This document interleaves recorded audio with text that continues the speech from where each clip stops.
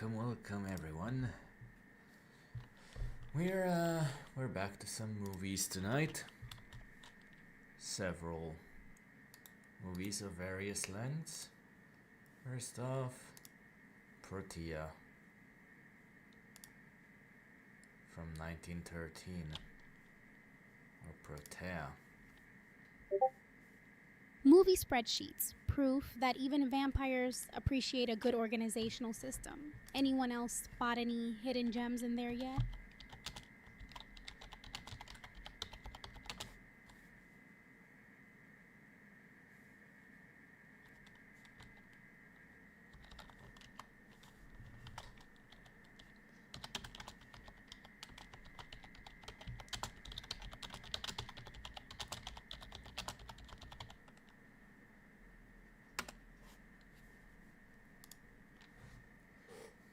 Protea.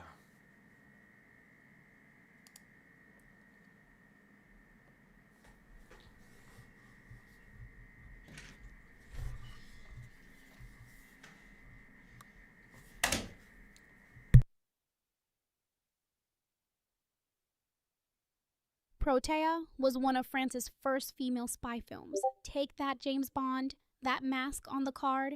Total drama queen energy. Well.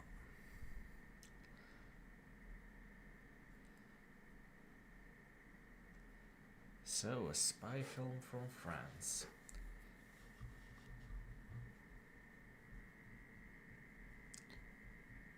Yeah, it seems like Protea definitely is showing off a lot of her costumes, a lot of her disguises tonight.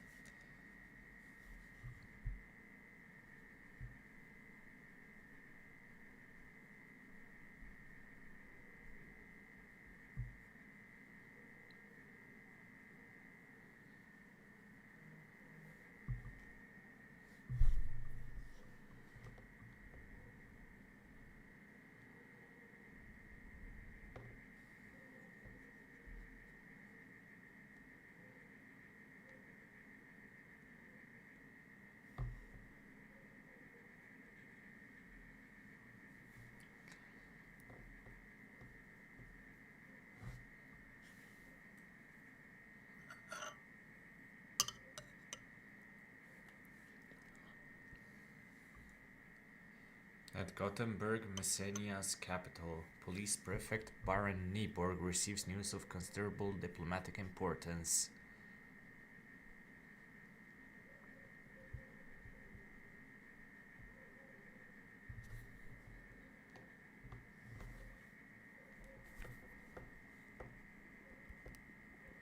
Considerable diplomatic importance, classic Kingdom way of to say Messenia, Ministry of someone's Foreign about to stir up Affairs. drama and nobody gets To subtitles for Baron their secrets. Nyborg, police prefect. Sir, we have learned from a reliable source that Celtia and Slavonia have just conducted a treaty contrary to our interests.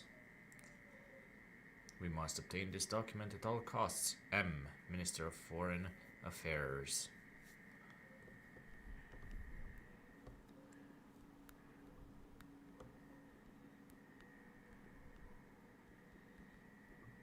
Baron Nyborg calls the only one capable of succeeding in such a difficult mission. Shrouded in mystery, a genius of spycraft.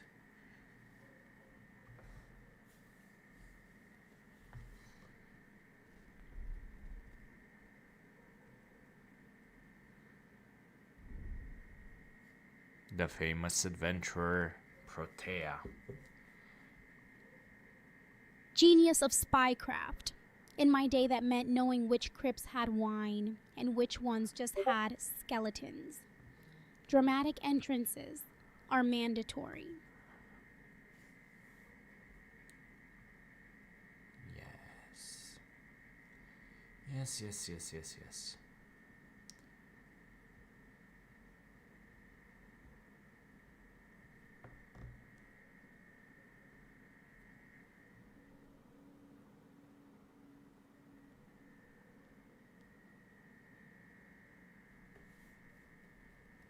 Protea accepts on one condition. Her jailed assistant, the eel, must be freed. The eel. Oh my, oh my, oh my. Is it by any chance Zigomar? Or Zigoma? Ads are the necessary evil. Think of them as feeding time for Ross's stream. If you like this vintage Sometime charm later. and want more, subscribing is your best bet to keep us alive beyond these black and white moments. Free the Eel is such an iconic way to kick off spy drama.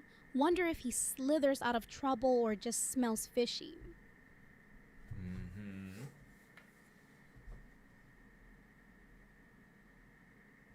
The eel doesn't enjoy being guarded, preferring unconditional freedom.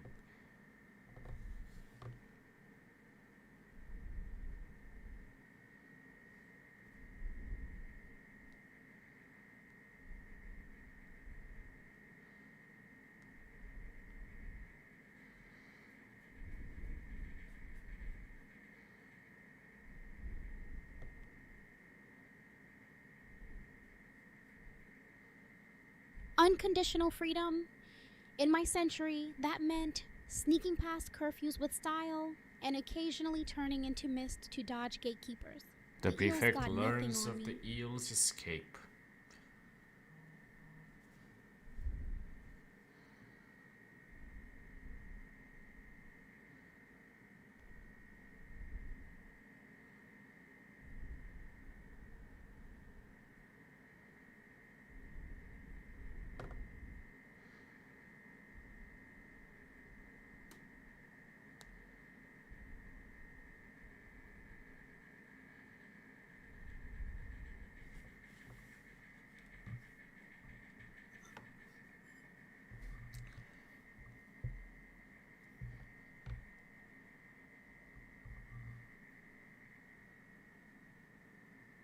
Escape artist vibes all around. Someone grab a monocle and start panicking in style.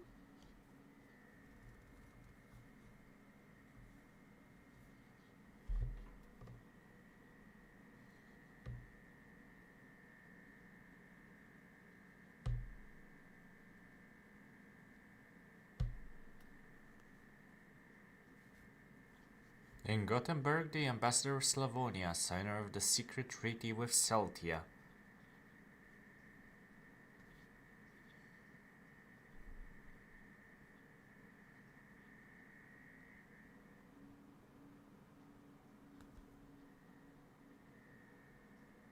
Mr. Ambassador, Baron Nyborg has hired Protea to steal the document. She leaves Celtia on the Orient Express tomorrow morning.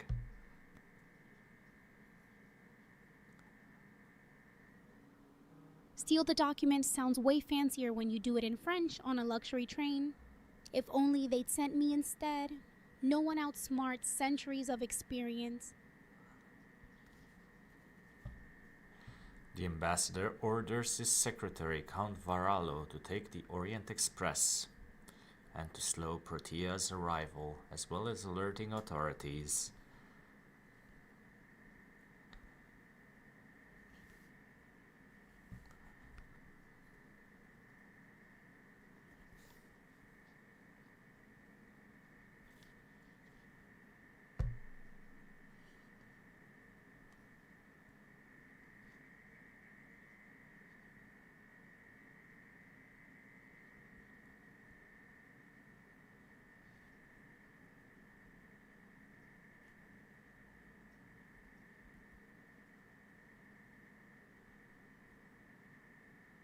Nothing says high stakes like secretaries on trains if Count Varallo isn't hiding something under that hat. Protea I'll and the eat my own eel cake. have spotted the man who is watching them.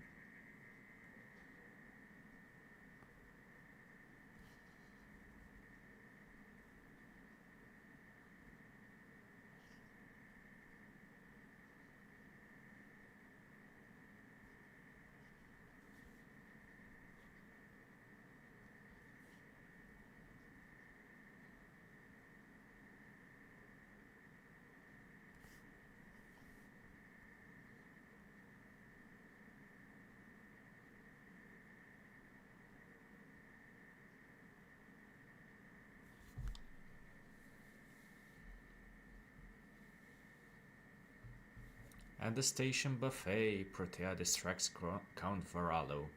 Despite his forced vacation, the eel has not lost his touch.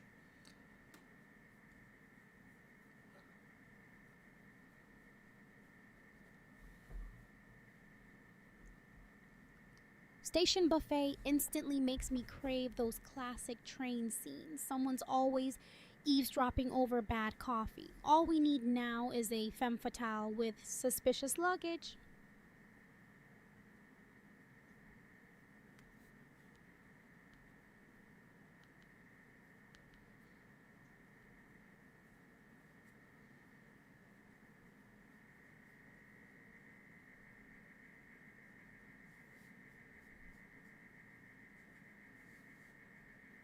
At Celtia's border, Protea and the eel find treasure in Count Varallo's luggage.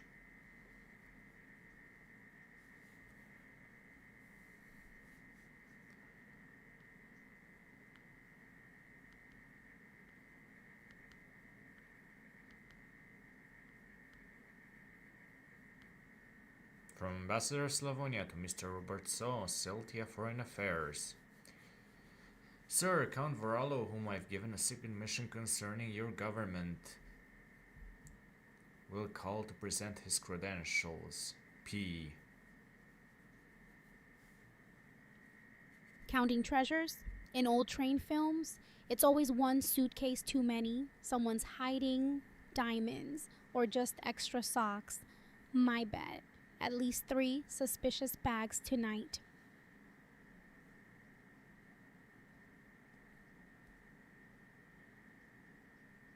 Well, let's see. Maybe, or maybe not. Let's see.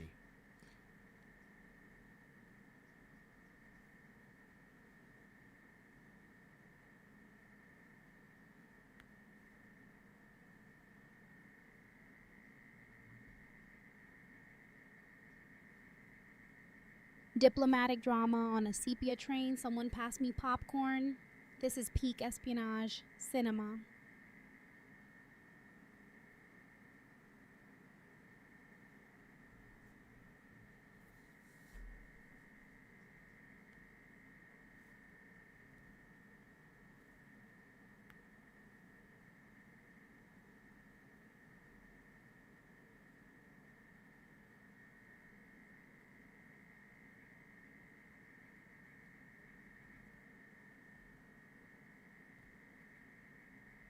Unable to prove diplomatic status, Count Varallo is arrested for contraband cigars and lace.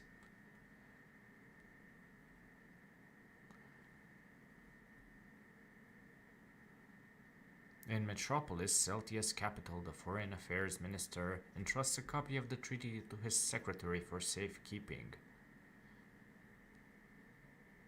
Contraband cigars and lace? That's almost quaint compared to what I used to sneak past customs in 38. But points for style. Do I even want to know what you used to sneak back then, Rosalia? Do I? Meanwhile, in the ministry's waiting room.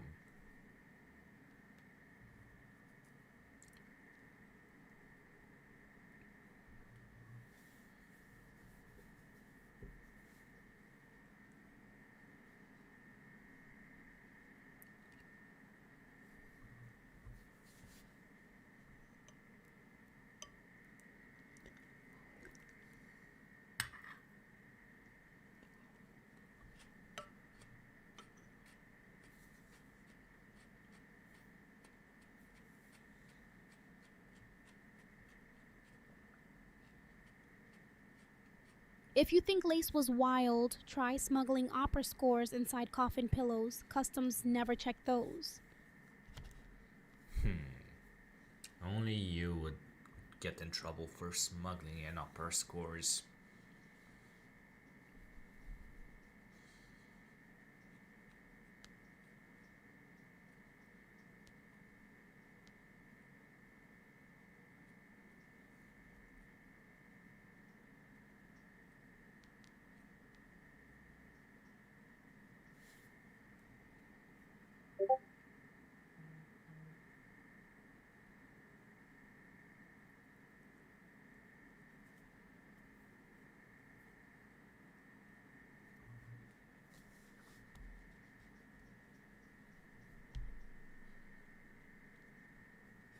that same night.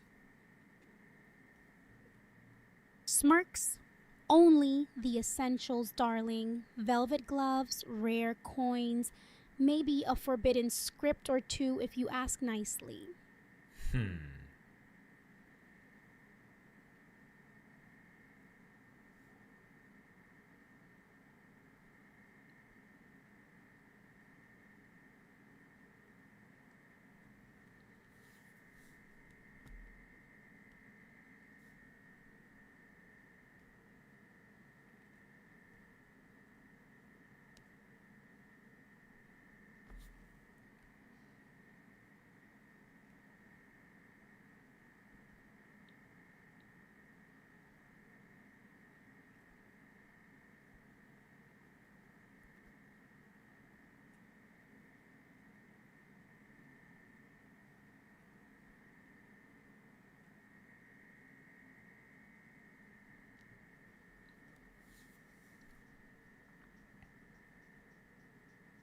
Oh my, they literally jumped the shark a bit.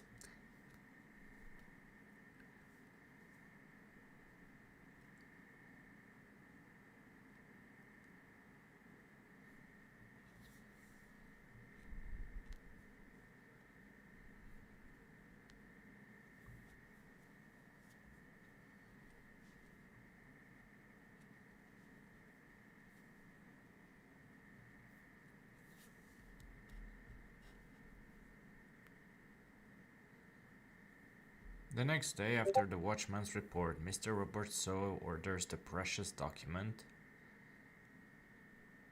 secured in a safe. He then prepares to receive an old woman with a petition. Securing documents in safes? That's how you know things are about to get deliciously complicated. I'm expecting at least one secret code or mysterious heirloom next.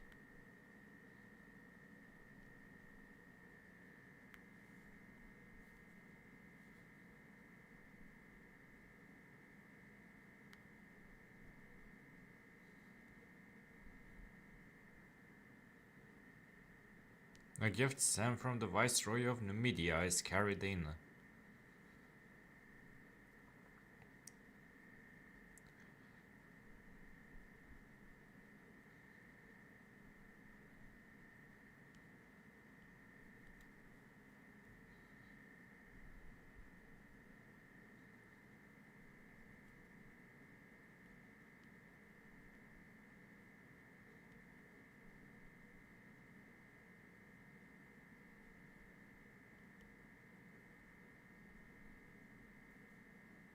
Old woman with a petition, classic misdirection. In half those old films, she turns out to be the mastermind or has secret info hidden in her knitting bag. Well, seems like they replaced him or killed him. I'm not sure. While the eel completes the plan, Protea intercepts the minister's aid. Hey, Witty. Thank you for the hydrate. How are you tonight? No worries, no worries.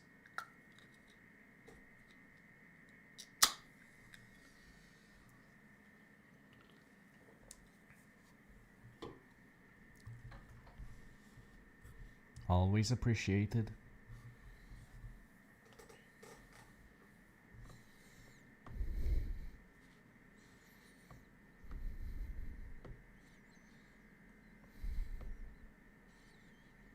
Mr. Chief Secretary, entrust the document which is known to you to my aid. Sepia drama plus secret plans.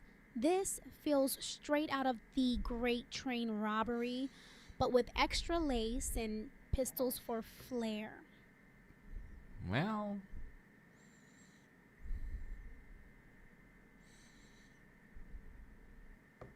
despite his aide's orders, the minister is awakened.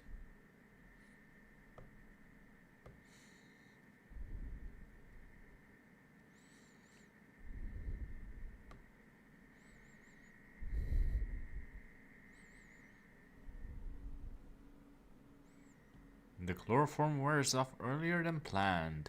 The minister struggles in the crate and cries out. If there's not a secret passage behind that fireplace by Act 3, I'll eat my velvet gloves.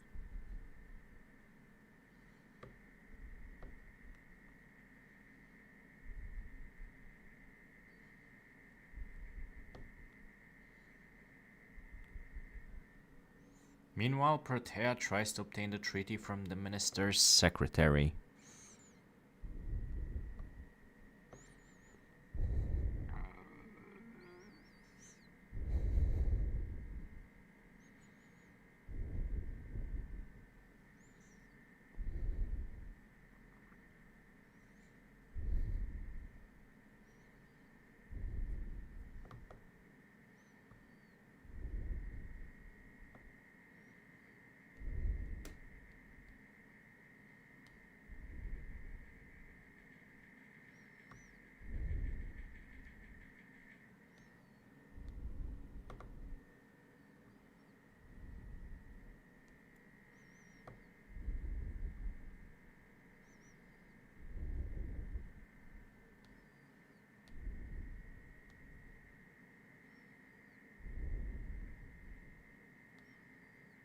Chloroform wars sound wild. Did you know the first on-screen knockout gas was in Dr. Mabuse?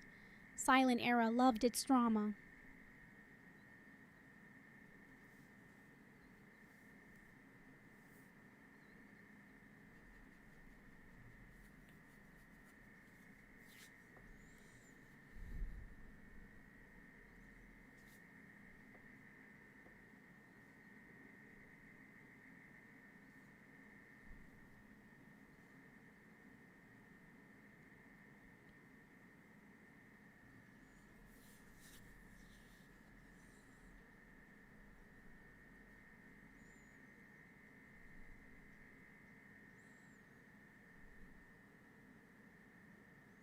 But Protea is not easily discouraged. Later at the minister's ball, a Romani musician and her stylish servant prepares entertainments.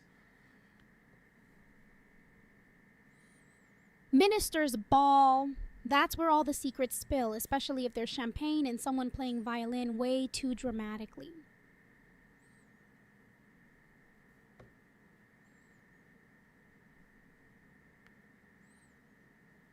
Count Voralo, finally exonerated, will also be in attendance.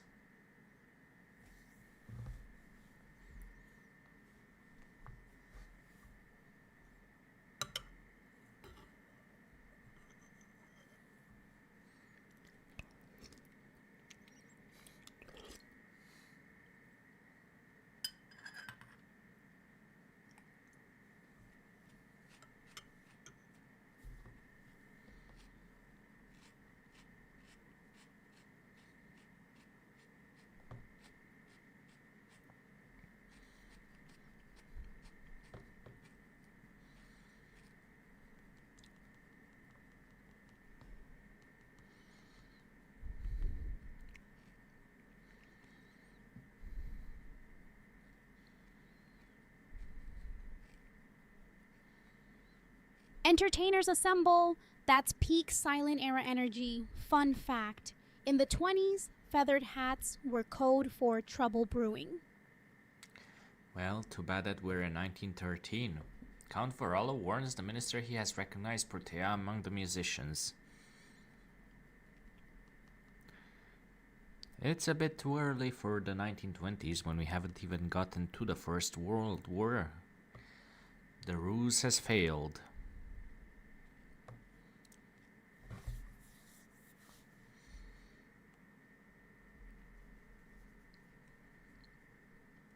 But it is too late, the bird has flown away.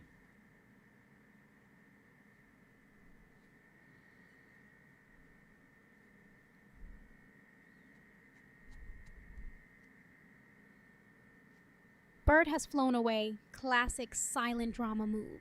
Pre-1920s films loved melodrama and vanishing suspects. Blink twice and someone's already halfway to Vienna.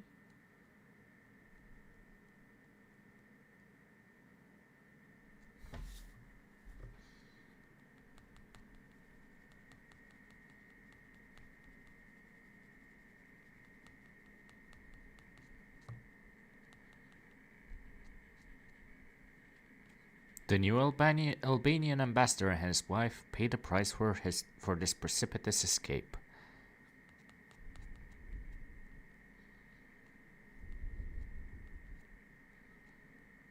Protea and the eel mix with guests, and the party is a success. Suddenly, the wife faints. Her husband takes her to rest in the minister's office. His safe is no match for the eel's expert fingers, but all exits are guarded. To escape, the pair set a fire and disguise themselves as firefighters. Taking advantage of the distraction, they leave unnoticed. The treaty's disappearance caused massive police searches. The policeman finds their hideout. Surprised, Protea and the eel are tied to a bed. The policeman runs for backup, but the bed is rigged to fall through the floor with a disguise kit. They free themselves and adopt new disguises, escaping through a chimney next door. Bird Police Has return Flown was for a code in rooftop old chase, but the espionage pair are flicks much for too agile mission and police failed, are but make thwarted. it dramatic. It would take much Someone's more about to to get their discourage monocles Protea. steamed. A few days later, she buys a traveling circus. As a lion tamer, she'll be able to cross the border. The circus lacks a monkey, but the eel knows how to do anything. Oh boy, I assume there are some scenes missing, but oh well.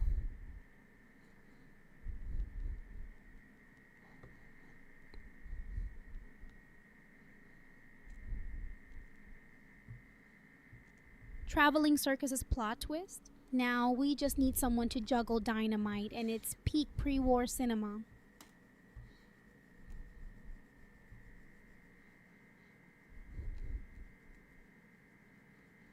Being true professionals, they practice their new roles.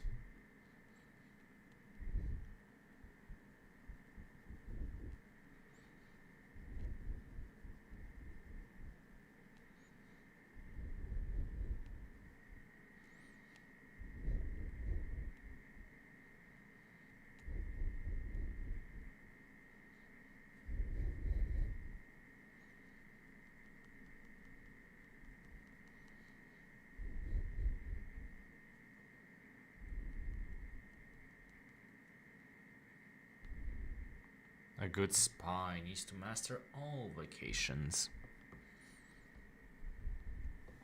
True professionals, that's Hey. code for someone ends up with a fake Welcome, mustache welcome, in the wrong Pixion. suitcase. Peak vintage chaos. Bună, bună, ce mai faci?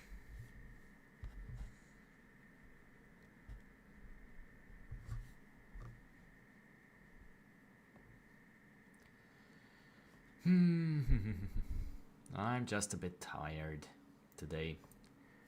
Had a rough day at work. Sabina, how's it going? I had a rough day at work, moving a lot of things at the Golden Pigeon Lodge, waiting for police operations to end.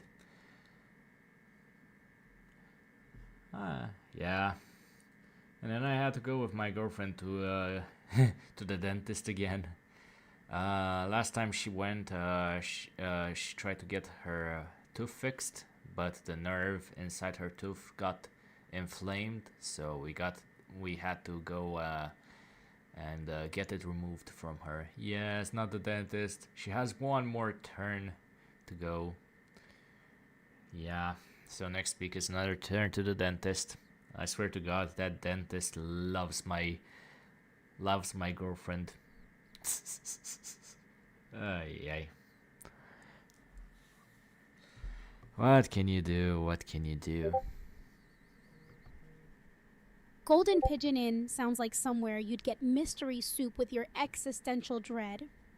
Ross, channel that old school bartender energy. Pour yourself something dramatic.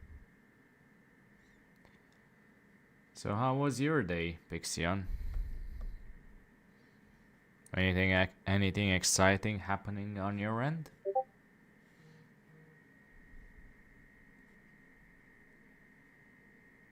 Dental work in a sepia-toned world. That's real horror cinema right there. Even Nosferatu would flinch. Well, hopefully not. Breaking news, a theft has endangered the security of Celtia. Anyone having seen the woman in this photo, please notify police. It's going well so far. It's only noon here. It's been calm. Fair enough, fair enough. Hope it stays that way.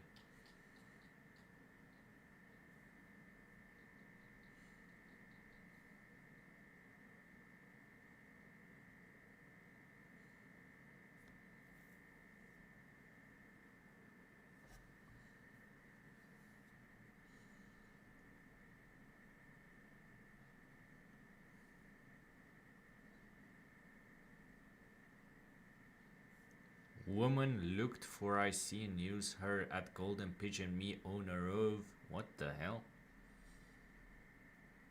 Yeah, that's interesting. Danger to Keltia. Sounds like someone's about to get framed over cold coffee and bad lighting. Love this era's drama.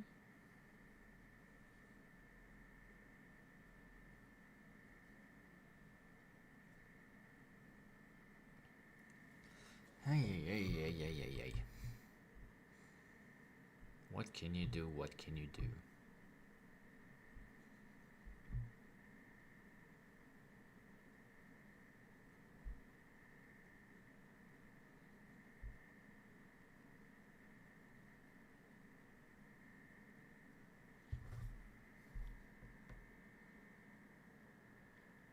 The minister tasks Max, the kingdom's top policeman, to arrest Berthea. Then orders his secretary to help his bloodhound retrieve the stolen treaty.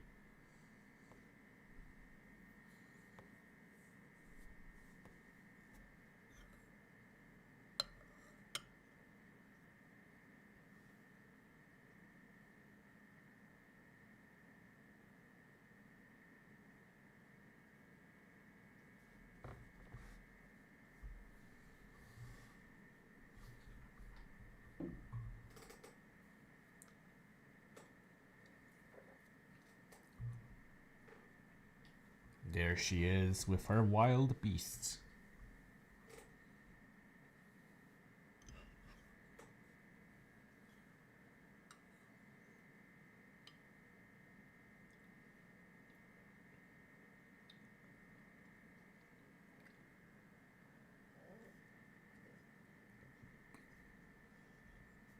She's got more guts than half the mobsters in these old flicks. Taming lions before breakfast? That's main character energy.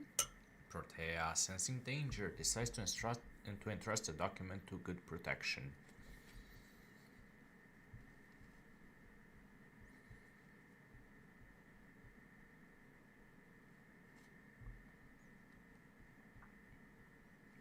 Oh my, she's going to put the document inside the lion's cage, in the able care of Sadie the lioness.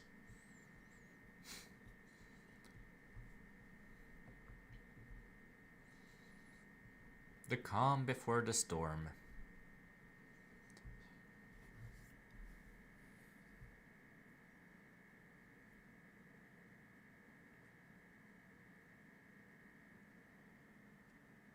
So this is the oldest surviving movie with a female spy, Bixian. Calm Before the Storm was basically every plot in pre-1930s crime flicks. Bet you 5 vampire fangs someone's about to double cross. Yeah. She said, chat.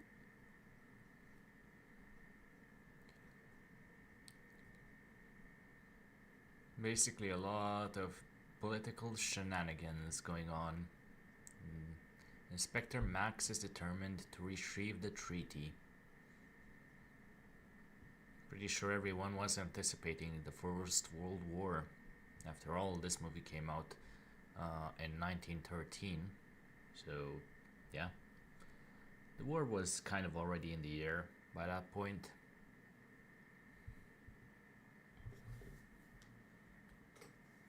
They just didn't expect it to be that bloody. They just needed a good excuse, and it would come next year. Female spies on screen in 1913? That cinematic revolution. Most films back then barely let women touch paperwork, never mind treaties. Quick ad break. Perfect time to hit subscribe and keep this old school movie magic flowing. Support the stream before we dive back into sepia secrets.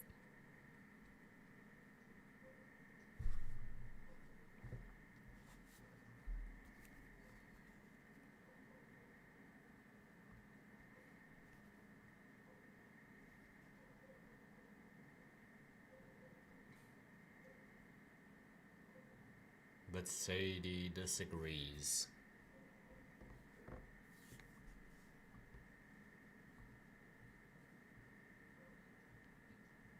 Barra Point sounds like something out of an Agatha Christie plot twist. Did you know sepia was used in early films because it made faces look less ghostly on camera?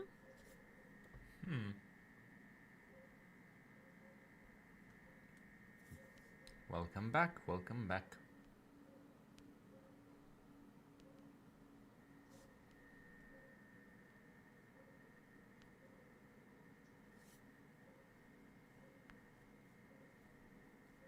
Oh my.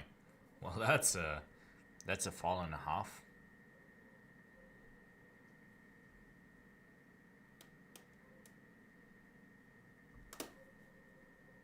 Now let's see if the spy duo will make it out alive. Looks like they barely managed to escape. Mercedes series in silent cinema. Blue tints were used for night scenes, make sneaking around look extra dramatic. Early in the morning, to build distance with pursuers, all means of transport are valid.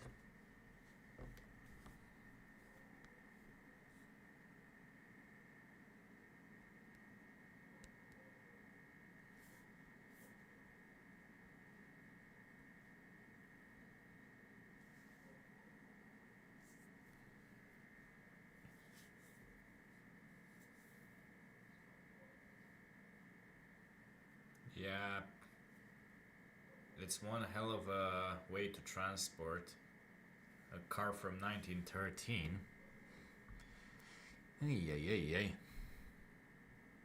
At that point, I feel like a horse-drawn carriage is probably faster and more secure. All means of transport, even cars that need mid-escape engine tweaks.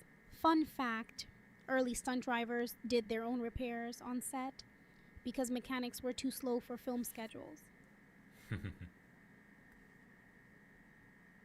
If you say so, Rosalia, if you say so.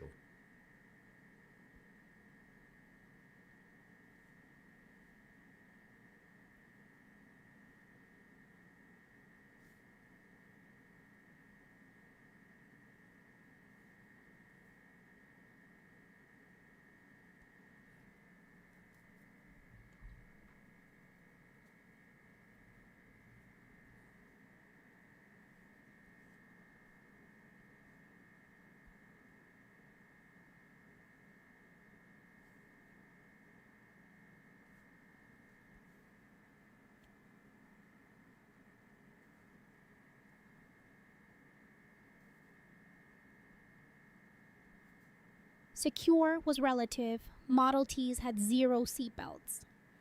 Early drivers basically trusted fate or vampire reflexes.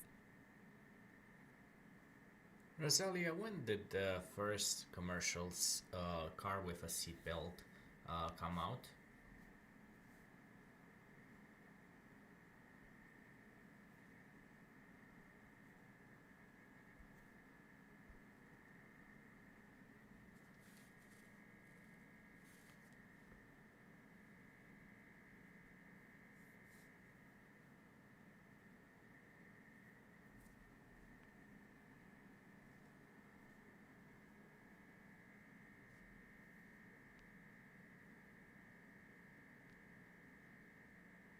Seatbelt back then meant gripping your hat tighter. Safety was just holding on to your dignity as you bounced down those roads.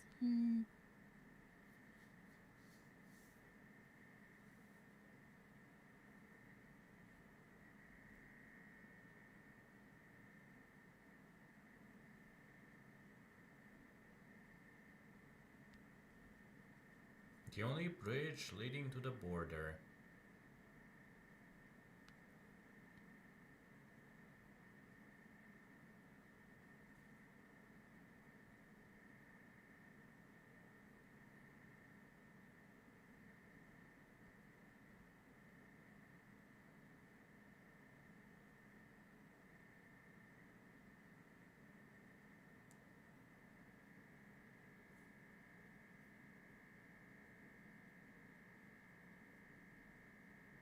Bridge to the Border is peak suspense. Early films loved dramatic crossings. Nothing says danger like rattling over planks in a canvas-roofed jalopy. I feel like jalopy is probably too good of a term for the cars of back then.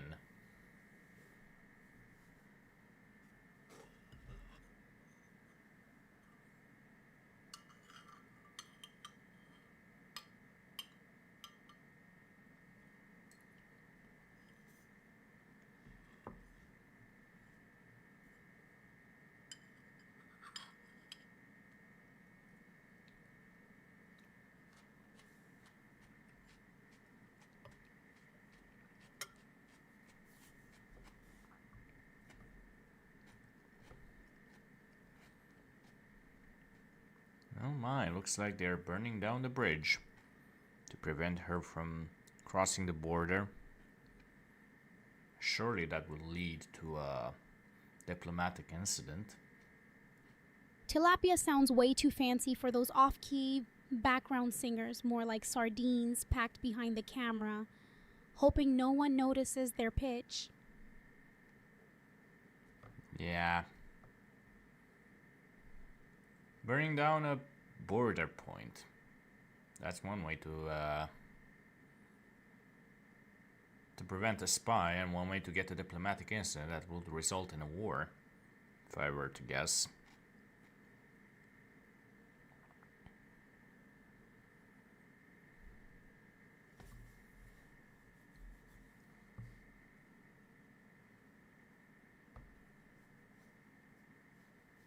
Well, oh boy. They narrowly avoided that bridge falling on them. Nothing like flames for suspense. Silent films love their over-the-top peril. That sepia glow makes it all feel extra doomed.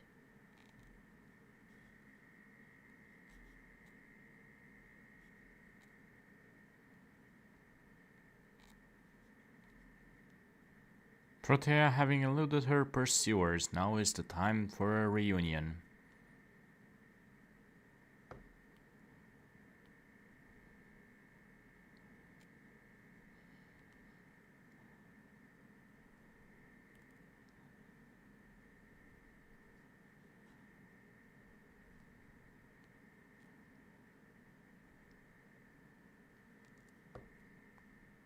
A few hours later, at the last station before the border, the entire Celtian army awaits Protea.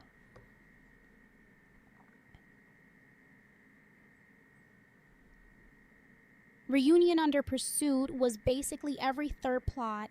In the 30s, bonus points if someone faints dramatically right before they cross that border.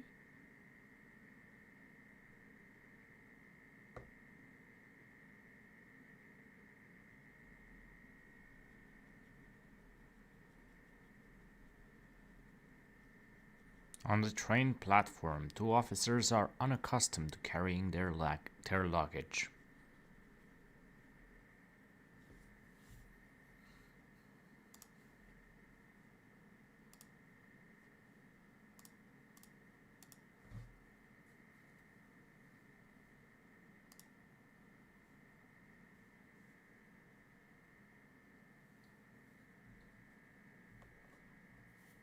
At the Good Pastor Inn.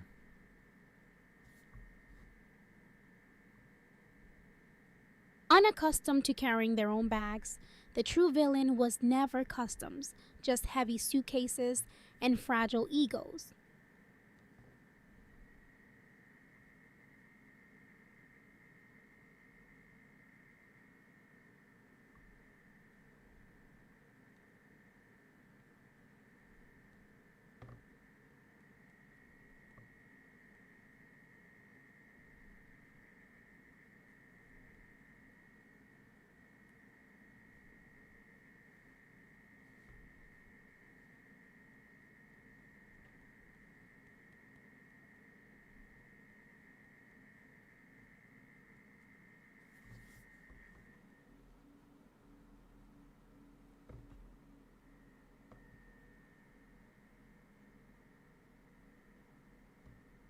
Officers, you Your horses were just stolen. Good pastor? Only if he can bless those boots and save them from sepia-tone drama. Old movies Excellent love tossing equestrians, clergy into officers, wild plots. Protea, and the Deal galloped to the border, receiving all the respect their rank deserves. In Messenia, their welcome is not so warm. Mistaken for Celtian spies because of their uniforms, they are arrested. Meanwhile, in Metropolis, the Foreign Affairs Minister awaits the news of a promised capture.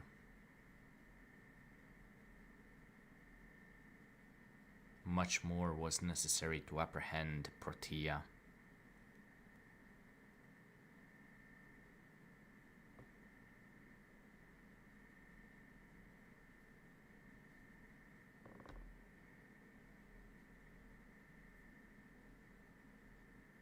Mistaken for salty and spice, peak confusion. If only they had a dramatic mustache twirl, they'd escape every arrest in style.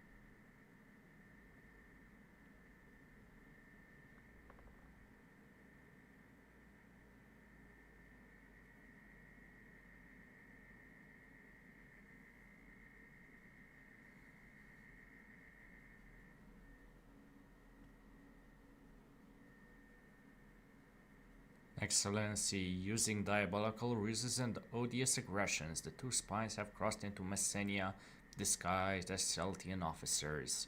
Despite the devoted efforts and spirit of sacrifice of the agents charged in arresting them, it was not possible to retrieve the document which is known to you.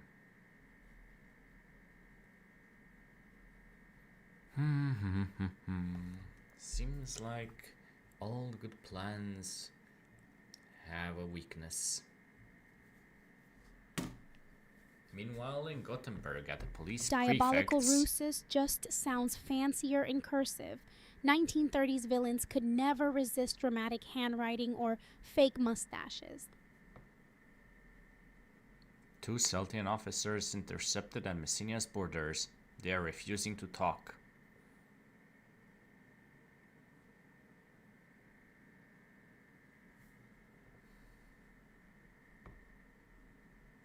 Have them brought here. I'll know how to make them confess.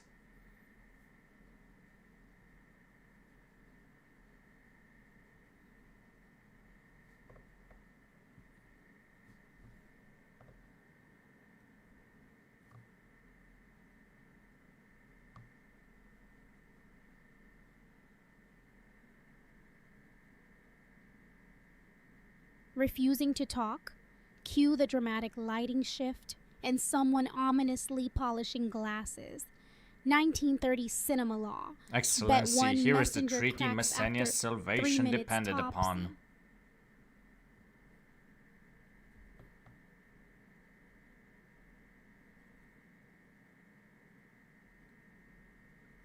Well, looks like they, looks like Protea won again.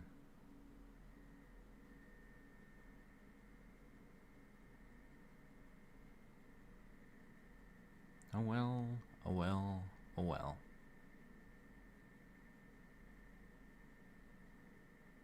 The end. Well, that's one done. Time for a series of humorous shorts. Finn, the most elegant way to say we ran out of budget. Fun fact, early films used real candles for that moody lighting. Anyone else craving more sepia drama?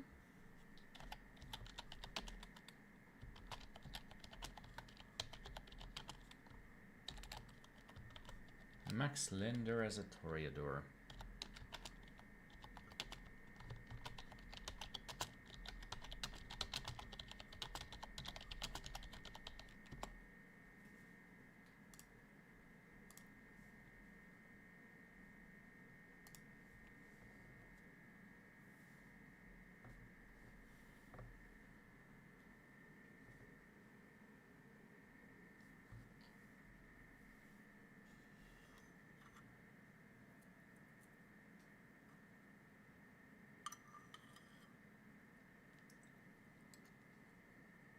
toreador, but make it dapper. Those hats are working overtime. Max's crowd could start tap dancing any second, and I'd believe it or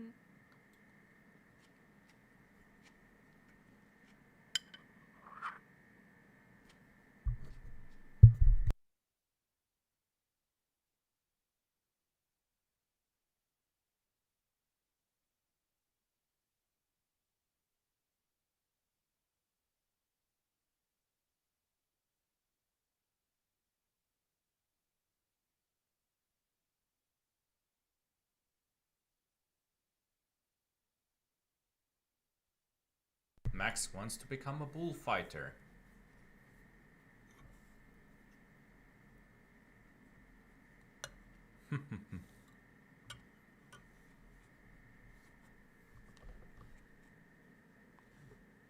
practicing moves outside a stony villa. Classic Max, always rehearsing like he's about to duel the moon itself.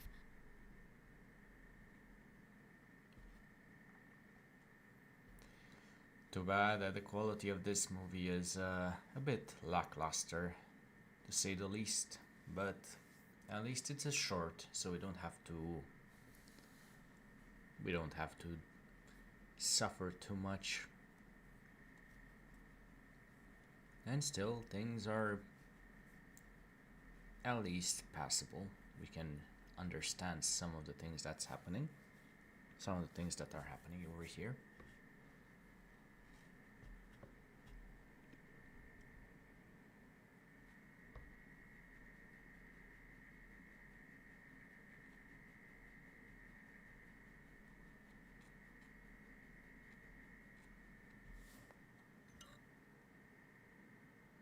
Lackluster just means extra vintage charm, right? If you squint hard enough at these pixels, it's basically immersive time travel. Yes, indeed.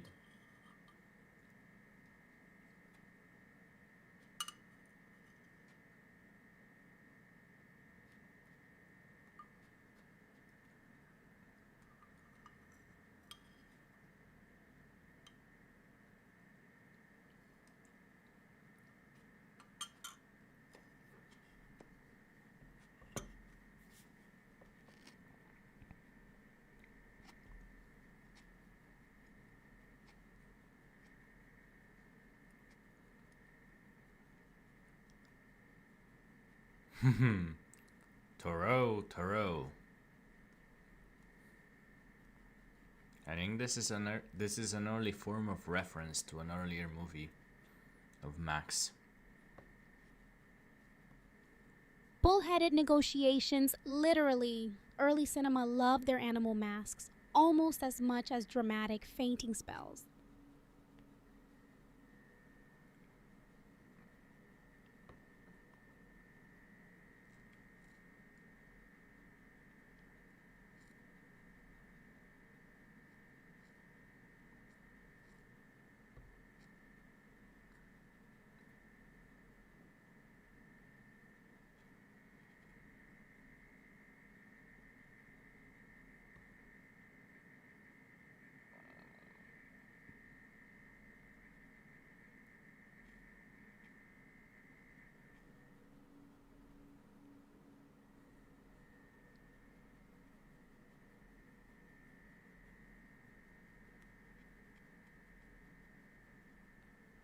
Cow Whisperer was clearly Max's secret talent. Forget bullfighting, he could have started Hollywood's first animal casting agency. Well, let's see. Maybe he will. Who knows?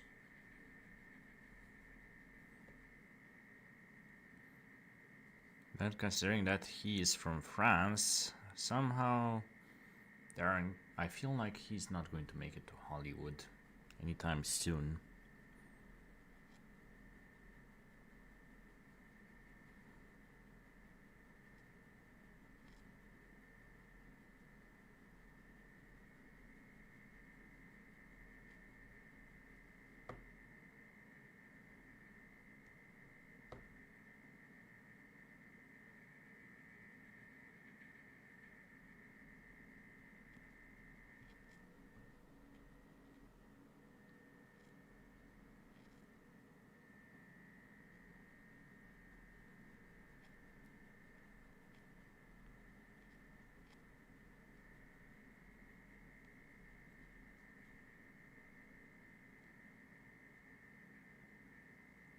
my. Looks like we have a calf. A calf over there. Wonder what they'll be doing with that little thing.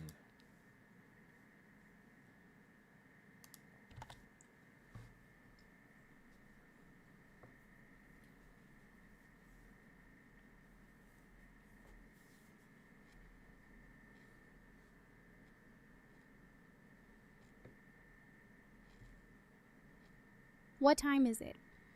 In vampire years or silent film minutes, either way, eternally stylish o'clock.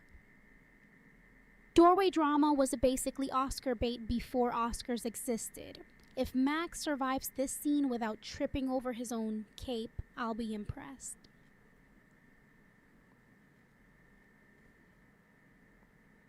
Well, seems like that poor calf is very hungry. Better let the calf nurse a bit. Max, you don't want an angry calf and his angry mother.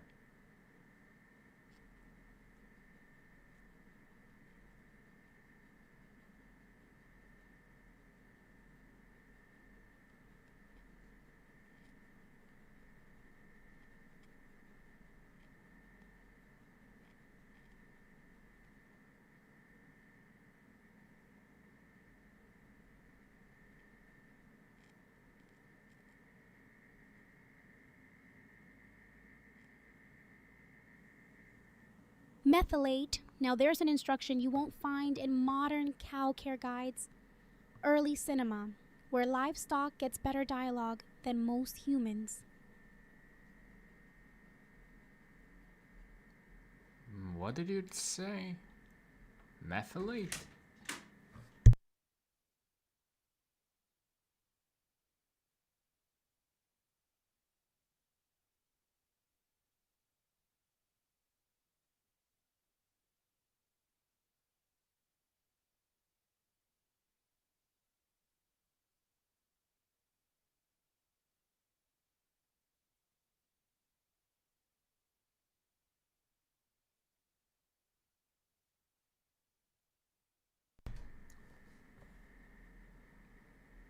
The big day is here. Mathlete? In this movie, everyone's failing animal algebra, except Max, who probably thinks cows are just weird chess pieces. Well, we'll have to see, don't we? Won't we?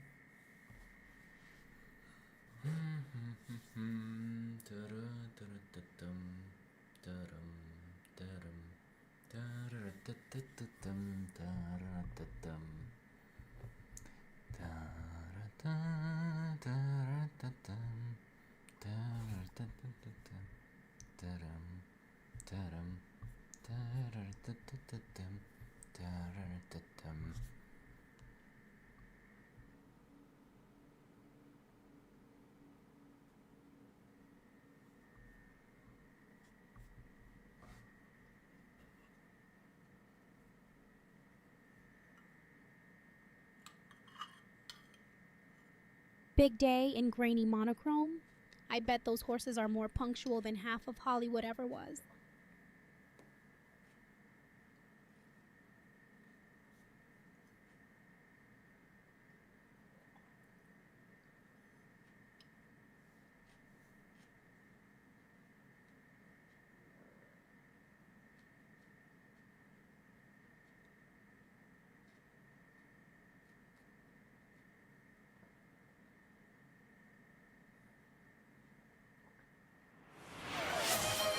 Hey, Bellatrix.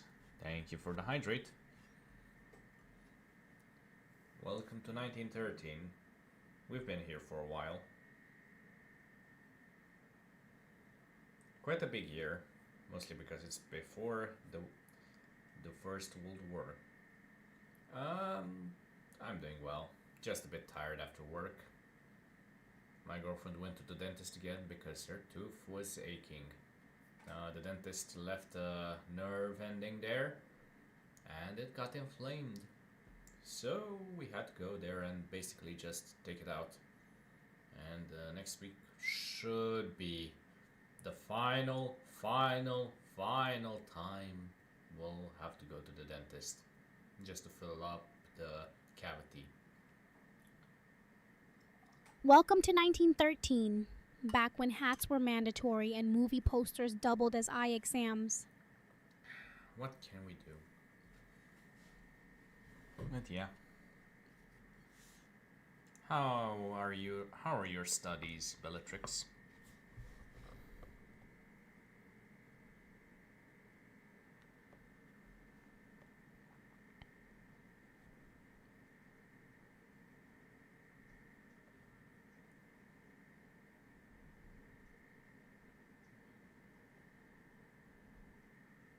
My brain is melting.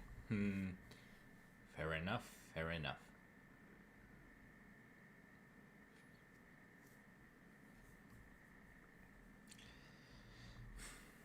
So, that's the second movie of tonight. Just 3 more days to finish it off. Yep.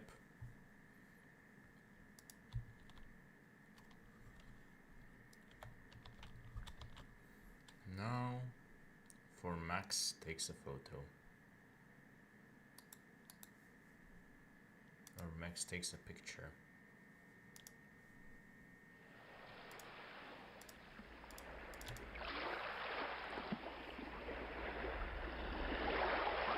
And we have a bit of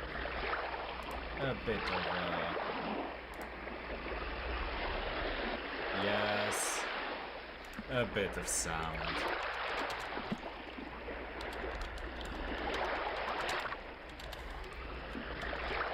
Yes, she's here.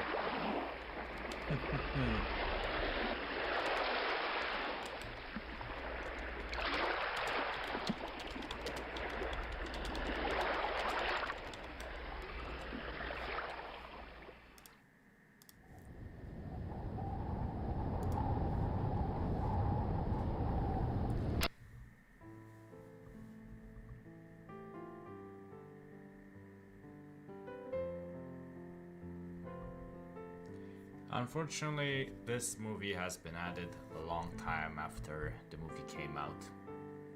Basically in the restoration process. But still, a bit of sound in the background never hurt anyone.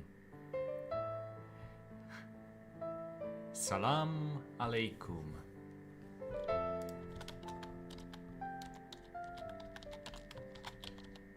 If I remember correctly, this is basically the transliteration.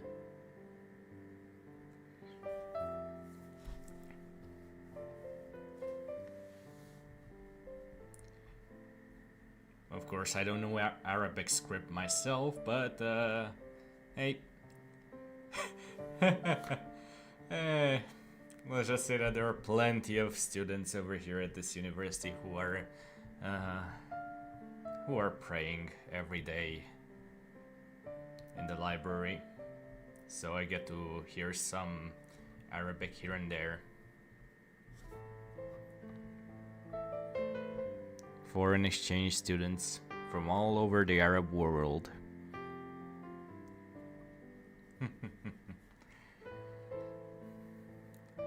The inevitable ad interlude Yes. supporting Ross keeps our silent shadows alive. Subscribing is like offering a silver coin to your friendly neighborhood vampire.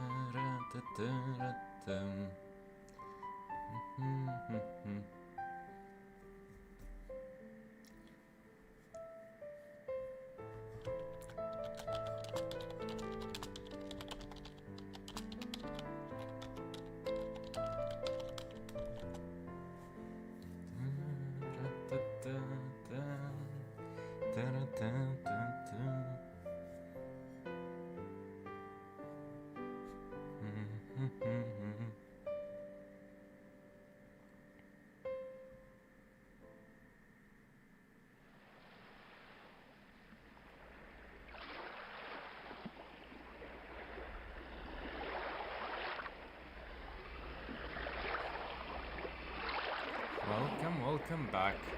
So I work I work as the only IT guy in a university library. Not the most glamorous of jobs, but it's in the place where in the place where I grew up, more or less. Yeah. So, lit guy in a library sounds like max level mischief waiting to happen. If your dentist ever screens silent films during procedures, let me know. I'm overdue for existential dread.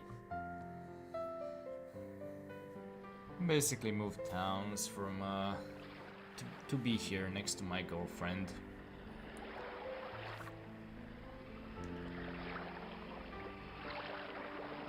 I'm gonna drop out because I couldn't afford it.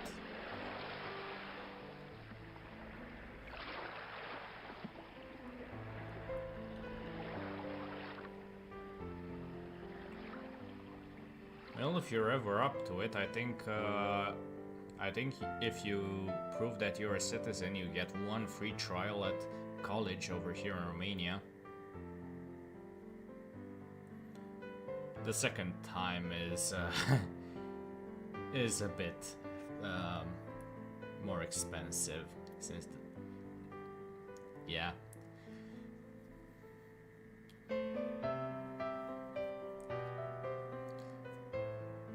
Well, it's subsidized by the state, more or less. But they literally drill you into oblivion.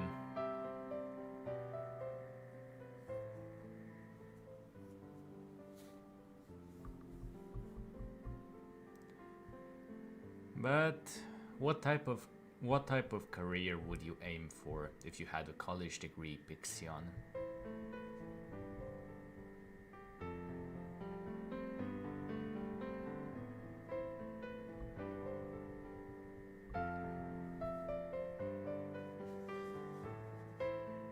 I went for psychology. You know, my girlfriend wants to get a degree in psychology. And then I said, I know some people who are already training me to be a psychiatrist already. I don't know, feels like they're so interesting to me, but it's too expensive.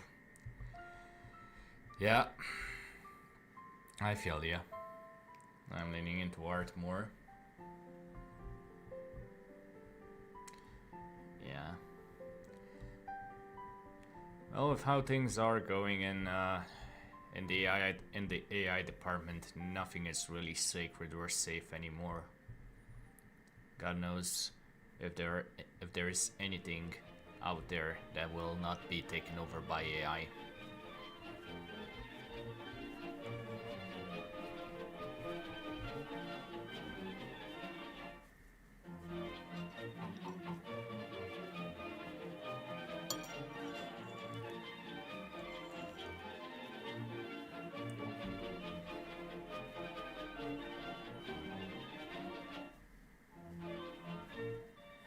Lots of people hate AI, so I wanna advertise it's not AI. Yeah, fair enough, fair enough.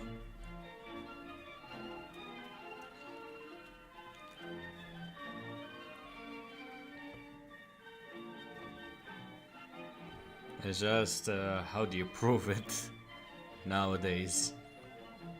That's the main question you have to answer.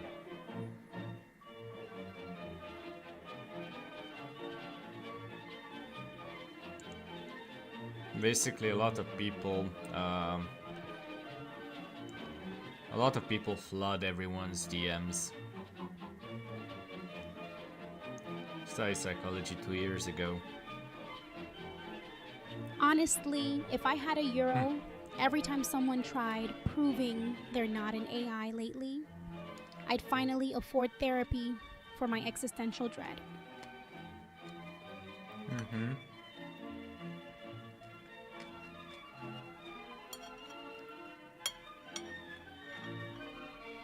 Yeah.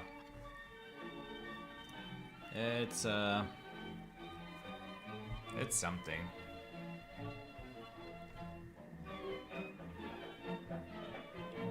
I feel like diagnosing people. Jesus Christ, my English. Diagnosing people is the easy part. Figuring out how to treat them is the hard part that you need a college for.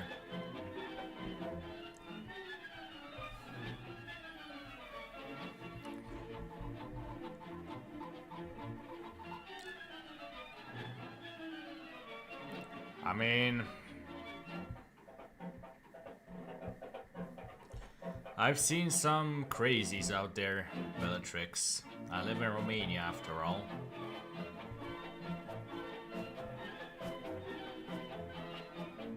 And you've seen your fair share of crazies too, let me tell you that.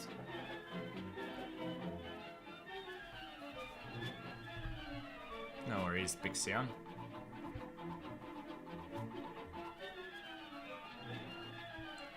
I assume that they are also there to provide some treatment there for their patients, Bellatrix.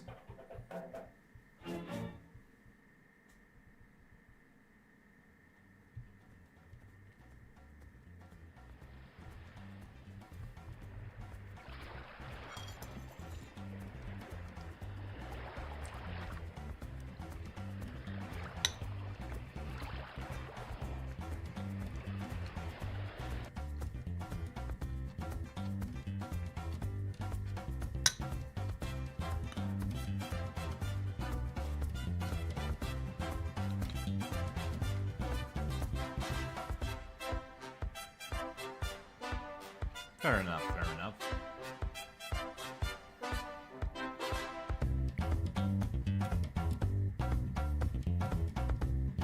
Yeah.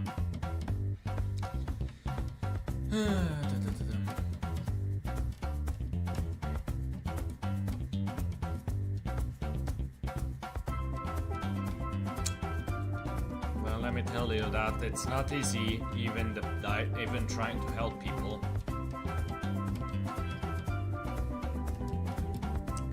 Like just trying to get a person who is oh,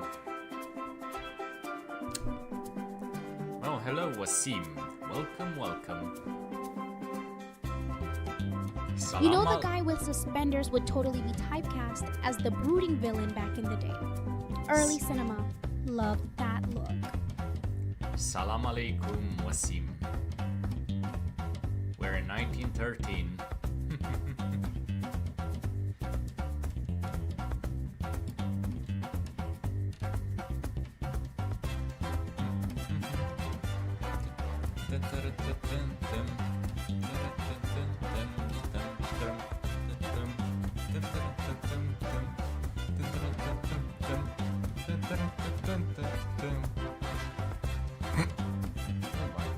Had a hiccup, a weird one.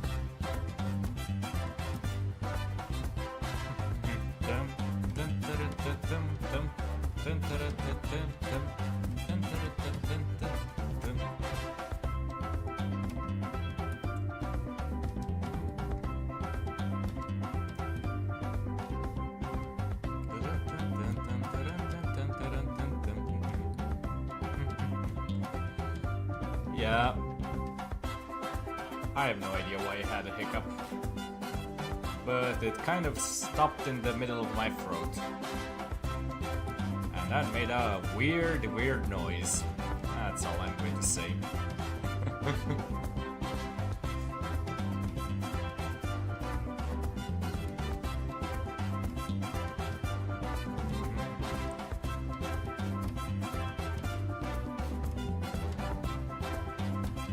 Yeah.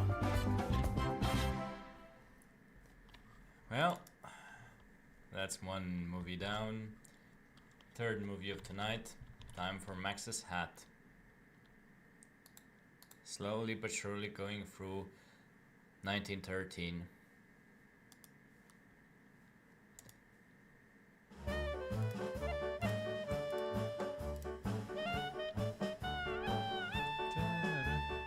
Hey, this sounds a bit Arabic. Max's hat. Wait a minute.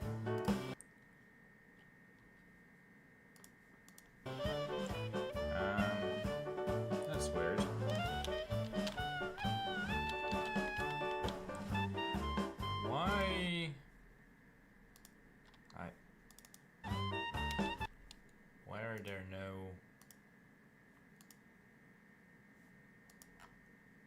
Seriously? Seems Arabic, yeah. The problem is... there are no subtitles. Can't understand a thing.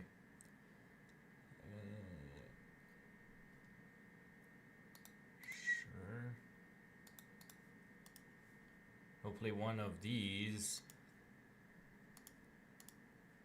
The Chapeau de Max was released just before WWI. Imagine rushing for love in Paris when taxis were horse-drawn or barely motorized. Shit. That's commitment. Can we please...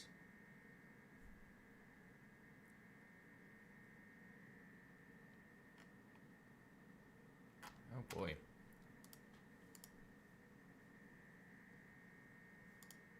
Well, sounds like Italian flute. I guess we'll have to wait.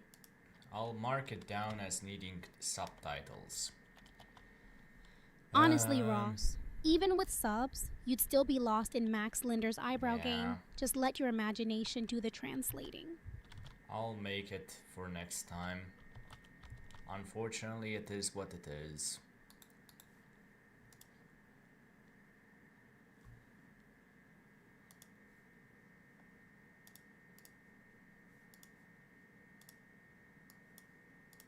Ingeborg Holm, a drama by Niels Kroc.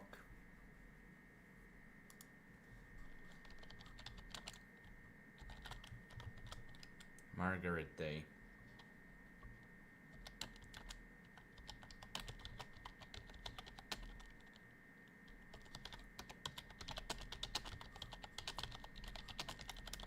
Sometimes you don't know. I try to find subtitles or make them myself, but the youngest cast member, that movie slipped through the cracks. Since it's only 5 minutes long, I'll have it done by next week.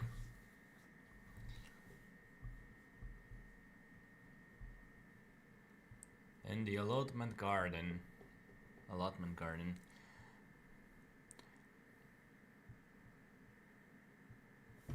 Fortunately, the quality of this movie isn't that great, but it is a movie from 1913, so we'll make do.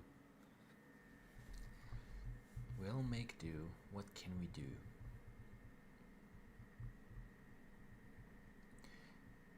Yeah, I mean, the first movies which had synchronized sound on their own came out in 1926. It is time to go home now.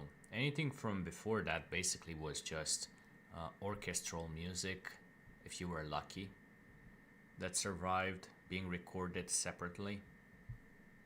So yeah, anything before 1926 in terms of having a background music was just their added post-production, most of the time during the cinema release.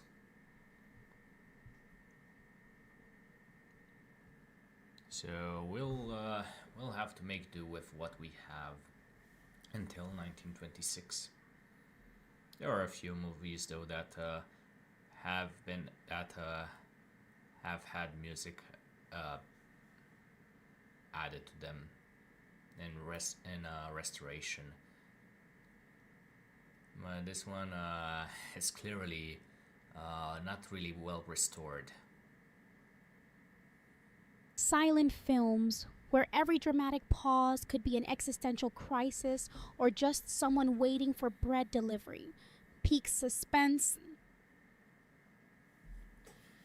So how are things over there in Algeria, Wasim?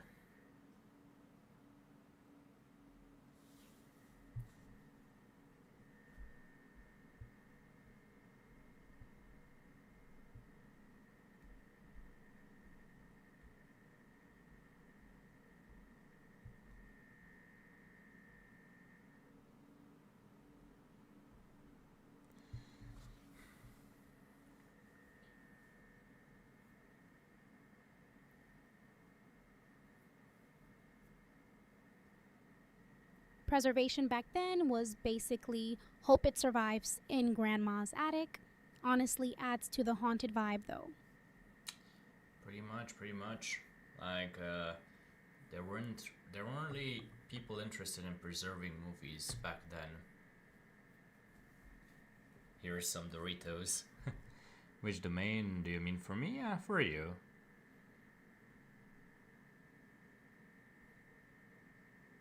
Haven't seen you in a while. Basically, asking how you are doing. This type of um, cinema watch along, it also doubles as basically chatting with the people around me. Mr. Sven Holm, we are pleased to comply with your request for a line of credit in the amount of 10,000 kroner, so that you may open a grocery shop. The fact that you have managed to save 4,000 kroner. Doing is relative when you're watching century-old drama From your munching modest modern junk wages food. is your best Past recommendation. the existential Sincerely, dread dip. C. Berman, Colonial Produce Company. Surviving, eh? Pretty much the same over here. Basically, did a lot of moving.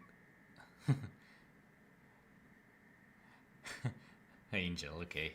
Basically, did a lot of surviving on my own today. Moving a lot of stuff around in an old library.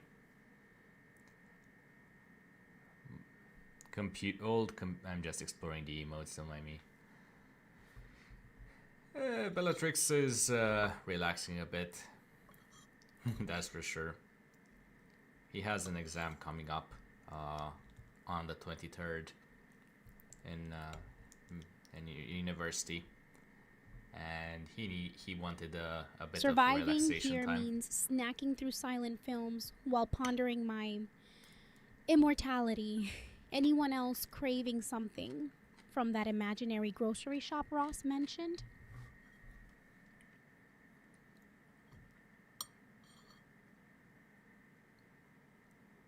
Yeah, I'm doing fine. Masimro said everything about me, yeah.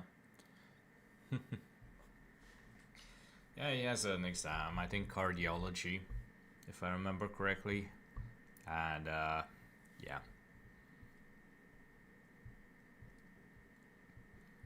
At least he's relaxing for a bit. Hanging out, basically. Cardio and chest. Mm-hmm.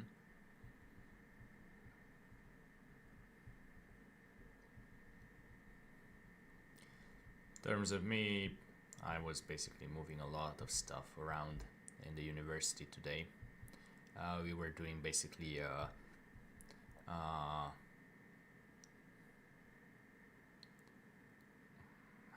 should I even, let me check. The plans for the future are discussed. Let me see, I don't remember the exact translation.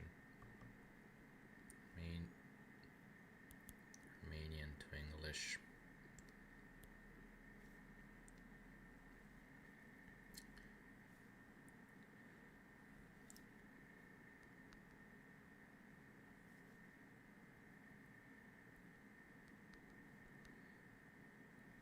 Basically, we are doing a lot of decommissioning.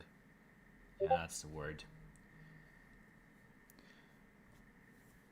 A lot of old stuff in the library is going to be decommissioned very soon, because next year we're changing buildings. Cardio for Ross, cardiology for Bellatrix.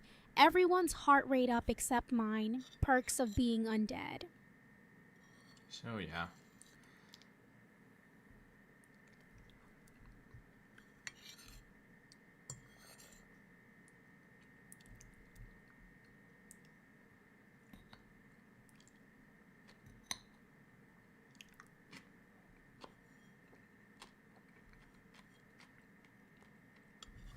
The plans are put into effect.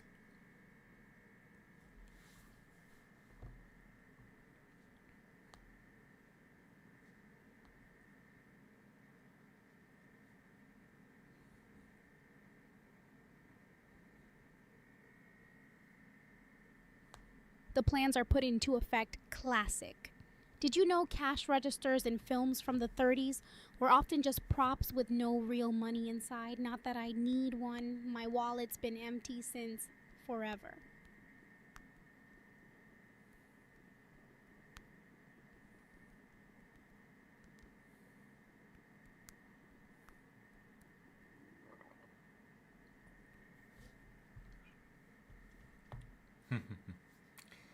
Yeah, I assume that Arabic nowadays is slowly going the way of Latin, expanding and diverting into lots and lots of different languages.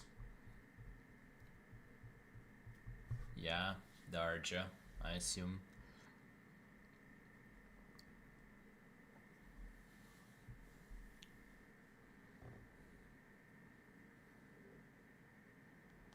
Plays splitting like Latin. So, in a few centuries, we'll all be arguing over ancient Twitch memes instead of classical poetry. Maybe.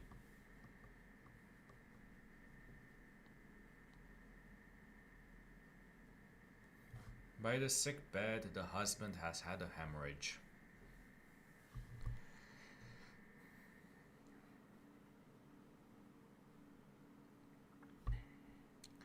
Well, if I were to assume, I feel like there are quite a few in the West. Yes, it's more like Latin. I feel like there is a lot of influence from French and Algerian. Um, Also, I feel like probably a lot more Latin influence, um, since the Western Roman Empire uh, had Algeria for a bit longer than Egypt.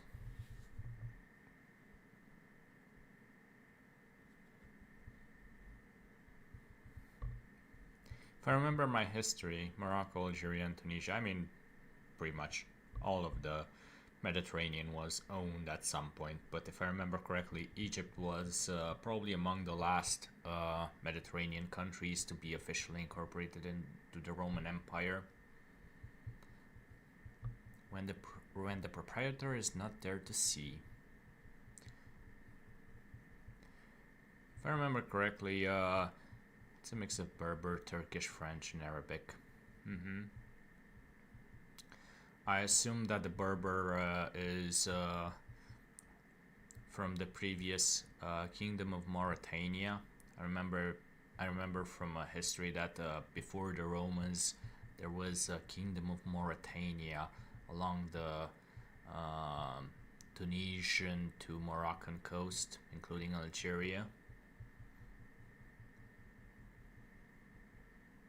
So I assume that's the substrate, kind of like how for us Romanians we have a substrate of Dacian, and then well there is the Latin, but well something happened, and the Latin version, the Arabic Romance language, or the African Romance languages kind of disappeared once Arabic came around. I assume there are still some words from the Latin Empire hanging around. Barber is Fraser. In Romanian, makes you wonder if silent film haircuts were as dramatic as their chase scenes.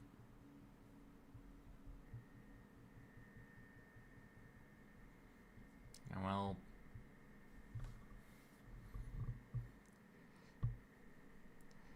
the uninvited guest.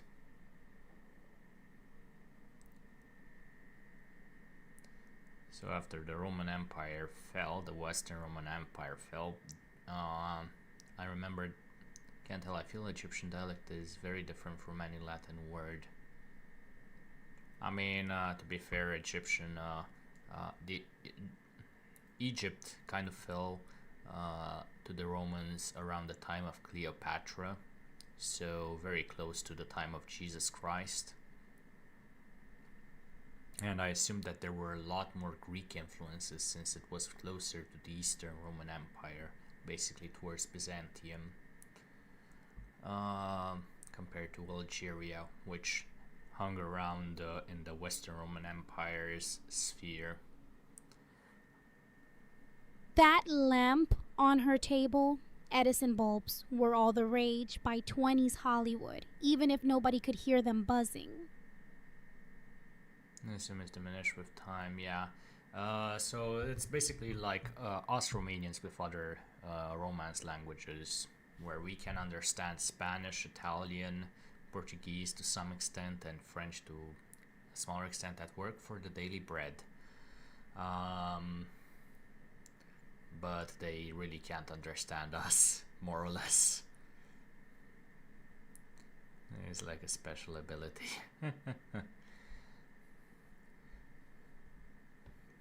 At work for the daily bread, silent films love their melodrama almost as much as I love garlic-free snacks. These bills must be paid within a week to avoid legal proceedings.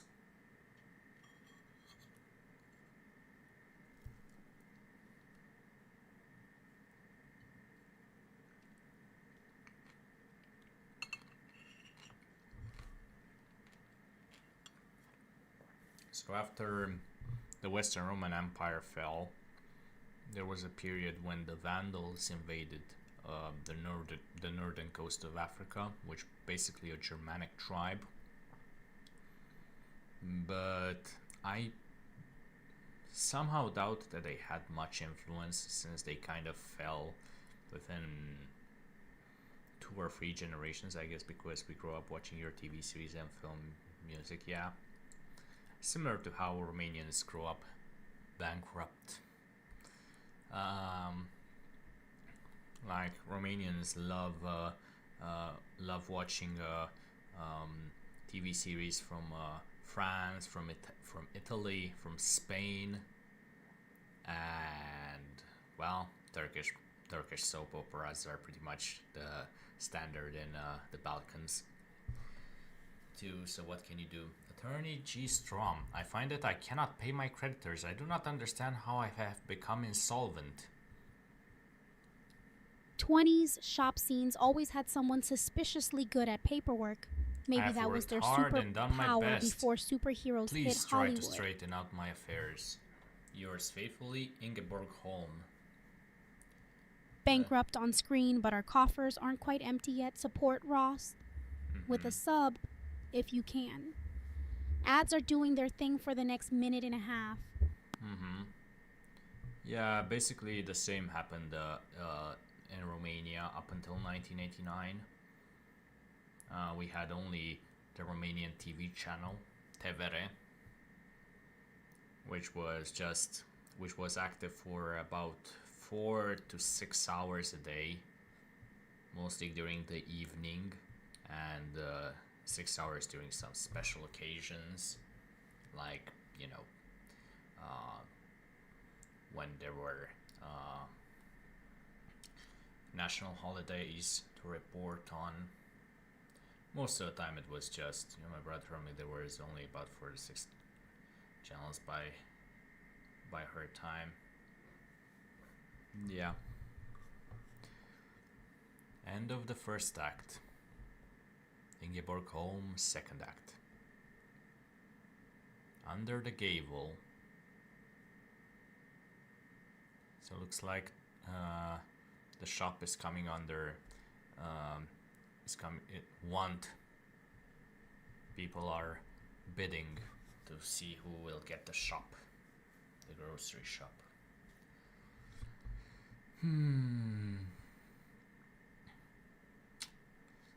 So if I remember correctly, after the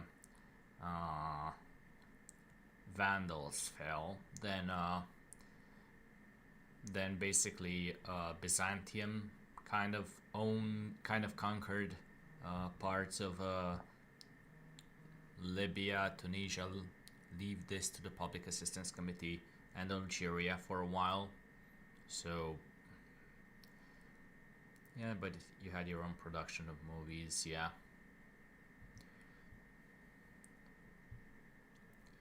Leave this to the Public Assistance Committee sauce. Sounds like every silent era plot twist when nobody wanted responsibility except for dramatic piano players.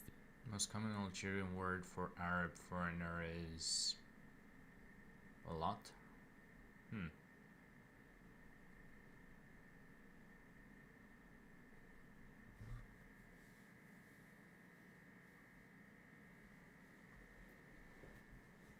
Bzaf.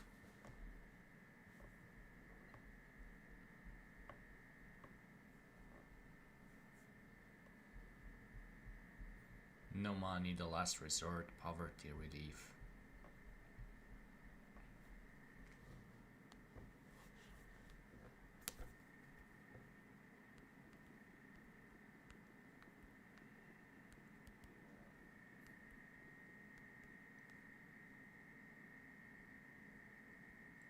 Poverty relief sounds dramatic, but in old films, it was usually just two grumpy clerks arguing over who gets the last biscuit.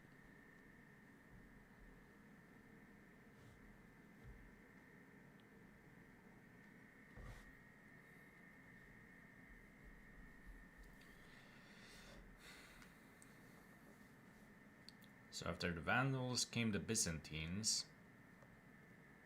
and after the Byzantines came the Arabs, more or less, in the waiting room. And well, after the Arabs came different dynasties like the Umayyads, the Abbasids, basically, and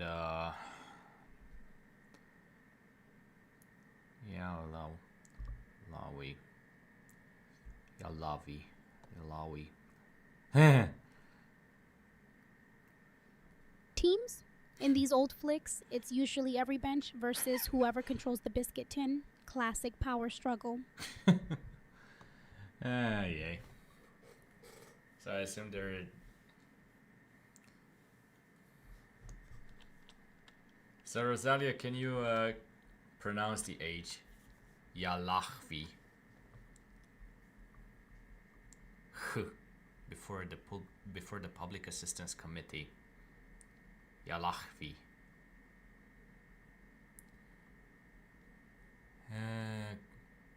Mrs. Ingeborg Holm is suffering from a stomach ulcer and for the time being is unable to earn her living. P. Berge, MD. I assume that it's probably going to get me demonetized. Ay. Stomach No. ulcer was basically the silent era's code for life, about to get dramatically worse. If I... Early cinema loved tragic ailments almost as much as dramatic staircases. You know, the first words that Romanians teach foreigners are usually the bad words. So I'm always assuming that that's going to happen. You can have 20 kroner a month. If you're not satisfied, you can come live here in the workhouse. We'll have to board the children out.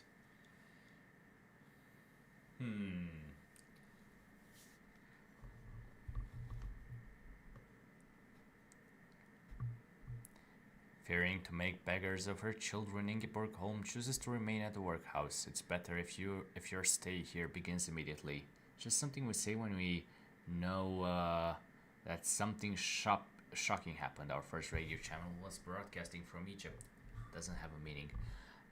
So kind of like Valeu or Vai. Flowers for mother. So both of those words basically kind of translate as oh my, if you want to have it translate Valeu. I don't think I have the Romanian diacritics in this on this keyboard, but the A should have the U on top, and the Vi is the shorter form. Both of them basically mean the same, and it's basically just regional. Come along, you're going to join your mother at the workhouse. So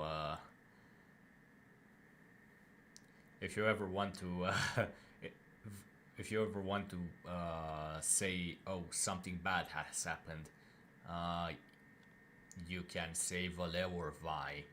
Valeu is kind of more common with the rural folk, and it's kind of reserved for actual bad things happening. Like Valeu, yeah, exactly. That's the one that's the correct transliteration. Yeah, Valeu is kind of meant for very very bad things happening, like Valeu, my son died. Valeu, there is a war happening nearby. Valeu, the neighbor died. Something like that. Valeu, they're fighting in the bar. Vai is kind of like, yeah, something bad is happening, but it's kind of like a small inconvenience. The removal to the workhouse. Same as Yalawi, Yalahvi.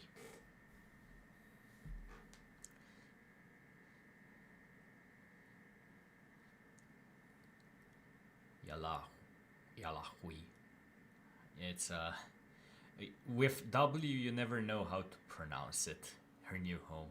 Since over here in Romania we get the German influence where W is kind of pronounced like V, like a longer V. The last one, Yalawi, Yalahui. So it's kind of like the English W. Then, yep, okay.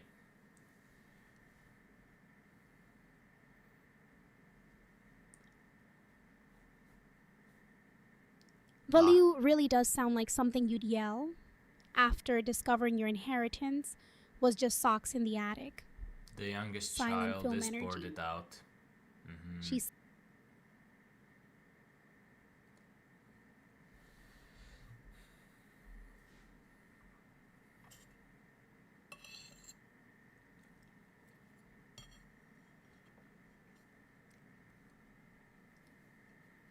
Basically, most of the time, the transliteration of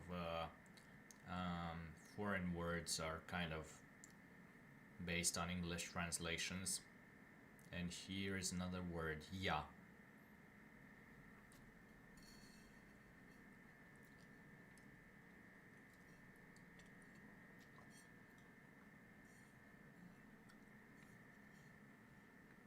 But funnily enough, if you want to transliterate Japanese, translating slang across languages. It's basically trying to fit a vampire into daylight, awkward but sometimes hilarious. not German, yeah, pronounce yeah, yeah. Sorry. Like yeah, a grim task. Ingeborg home packs the children's belongings. Tomorrow they are to be fetched by their future foster parents.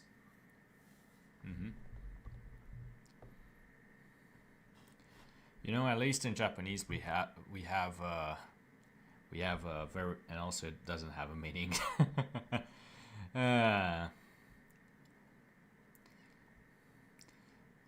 we have quite the advantage, since basically the transliteration into Latin script for Japanese is basically pronounced as if it's written if it's written for Romanians. I said before calling out someone's name. Let me see. I mean, something like, "Hey, my man," "Hey, Bellatrix," something like that. Yeah, you told me about that Japanese thing. Yeah. Yaros. Do we have something like this in Romanian? Let me think. Mai. I think the closest one is Mai. Again, I don't have the sound on my keyboard, but this is how it would be pronounced like O in English. Oh, Ross. Yeah, then it's basically like my.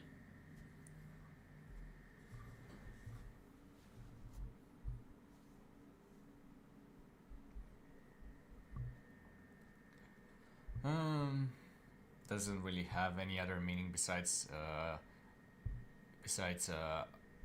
saying oh Bellatrix, but it kind of has a rural connotation, like you're kind of just yelling from across the village. You can't say the name right away. Yeah. My Bellatrix! Viens quoi? Come here! Especially with oh no. It's basically like you wouldn't want to address somebody older or somebody respectful with my. It's kind of like two peasants talking to each other, two peasants of equal rank. And it's usually kind of reserved for hey, come over here from that far away. But yeah, that's for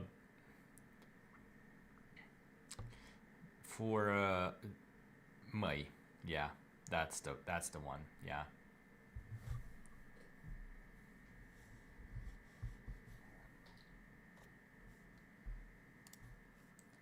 What can you do? What can you do?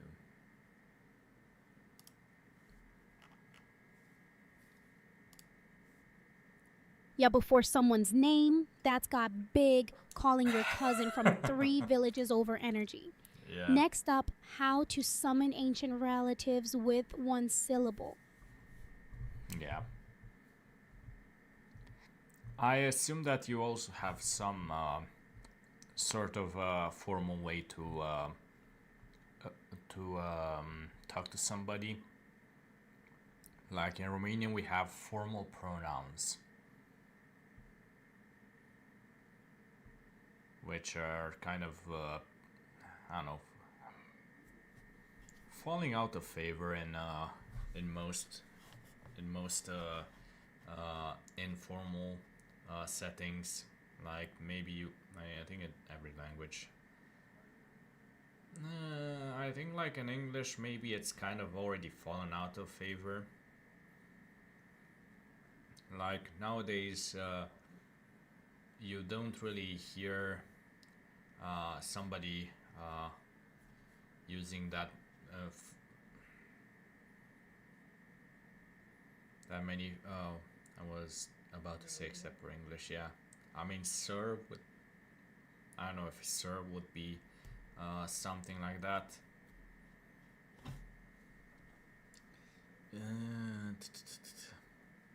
His Highness, maybe, although it's kind of a compound pronoun, or I don't know if it's even if it's even a pronoun. That's yeah, yeah.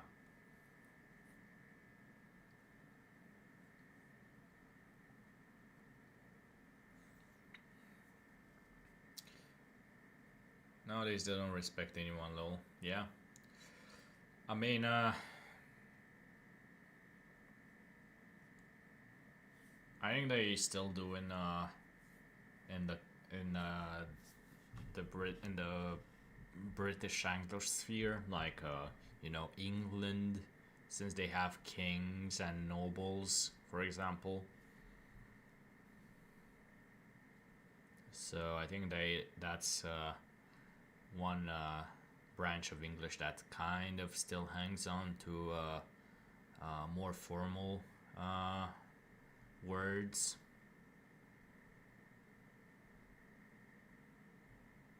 But if you go to the Americas, then it's kind of disappearing. Like maybe in Canada, since they are very attached to their king and queen. And Australia maybe, although morning work. But the Americas, yeah, in the US, I doubt that they still use any of those.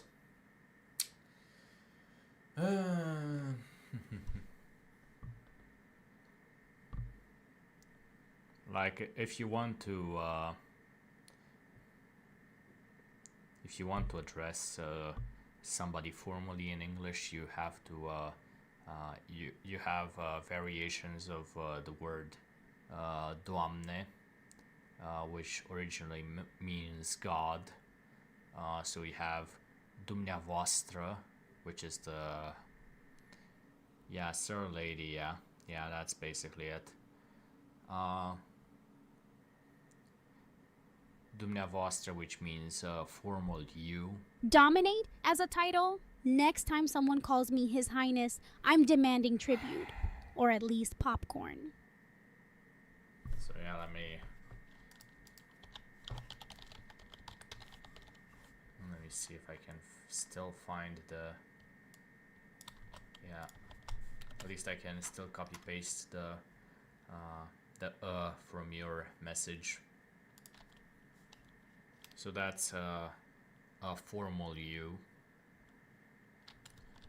For him, dumnealui, or that's for males.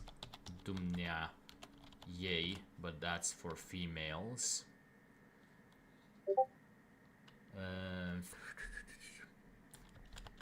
Dumitale, like I'm giving something to you. Although it's kind of falling out of favor, it's not really used. Most people just use dumneavoastră. So yeah.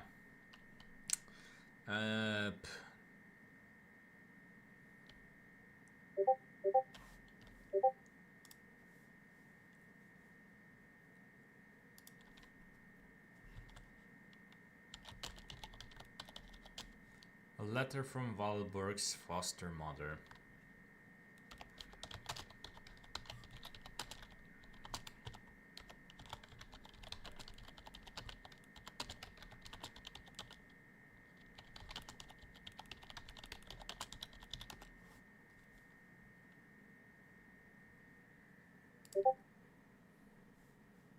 The first one is for both.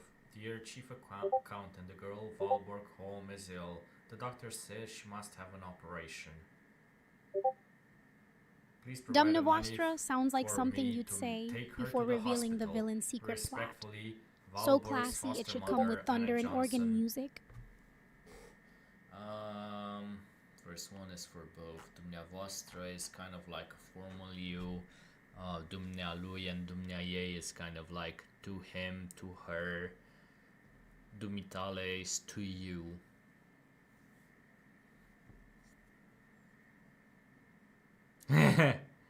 Yeah.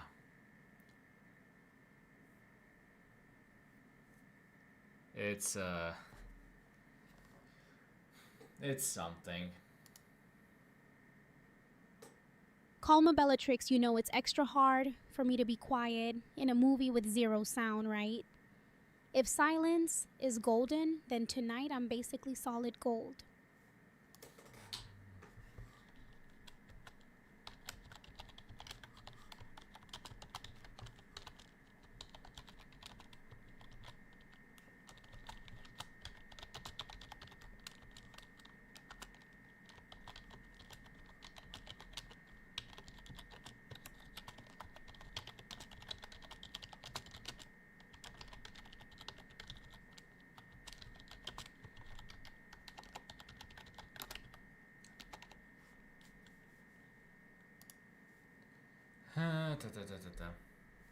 Oh, what can you let me see Valborg. Asking about dumneavoastră. If anyone starts monologuing with wild hand gestures, it's peak silent cinema energy. Did you know some actors had their own signature gesture sets. Iconic stuff. Dumnia Vostra is basically the most used um, form of formal pronouns, mostly because end of second act, Ingeborg home third act, mostly Ingeborg runs away from the workhouse to go to her sick child. We're both male and female. Yeah, it's basically like you. Like even in English, you is kind of like universal, regardless of gender. So you don't really need to differentiate. If Dumna Vostra does work for both. Very democratic. Silent films loved universal drama too. Everyone suffered equally in grayscale. Now for the third person, Dumitale and Dumnia and not Dumitale, Jesus Christ, Dumnia Lui and Dumnia Ye. Those are basically the formal he and the formal she. In terms of pronouns, but since nobody really likes to talk in such formal speech about the third person, like we, how should I say it? Romanians kind of hate the formalities nowadays in this day and age. Like you would basically be called an ass kisser if you used the formal he and formal she. So Formal. You would just He sounds like use something he you'd and use she. to address Dracula at a dinner party. Very dignified, very undead. Yeah, and Dumitale is just another form of the formal you, like less like a more rural form of Dumnia Vostra. Like Dumnia Vostra is kind of like the most formal way and the one that survives nowadays. Dumitale is kind of like a peasant who didn't get the memo that Dumnia Vostra is the correct word. So it's kind of like you're trying to be formal as a peasant, but you don't know what you're doing. But since it's considered a formal you, just like, you know, New Vista sounds like something you'd overhear at a village wedding, right before someone brings out homemade plum brandy. Modern life killed all the drama of old school manners. yeah.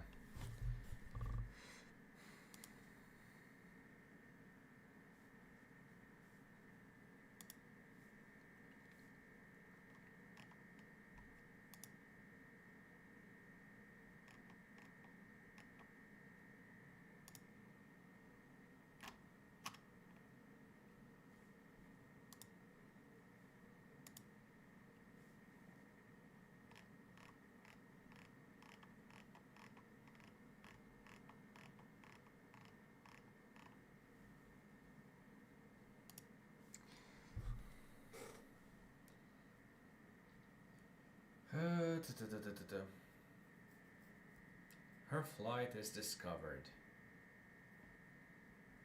Metallic style. Next thing you know, someone's bowing at that tree like it owes them rent. Rural drama always delivers. By the way, Bellatrix. I have a question.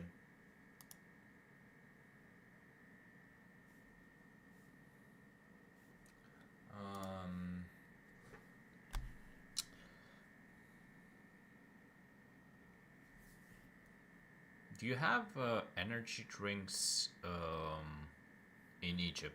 I assume you kind of do, since they're, I don't know, feels like they would have made it there by now.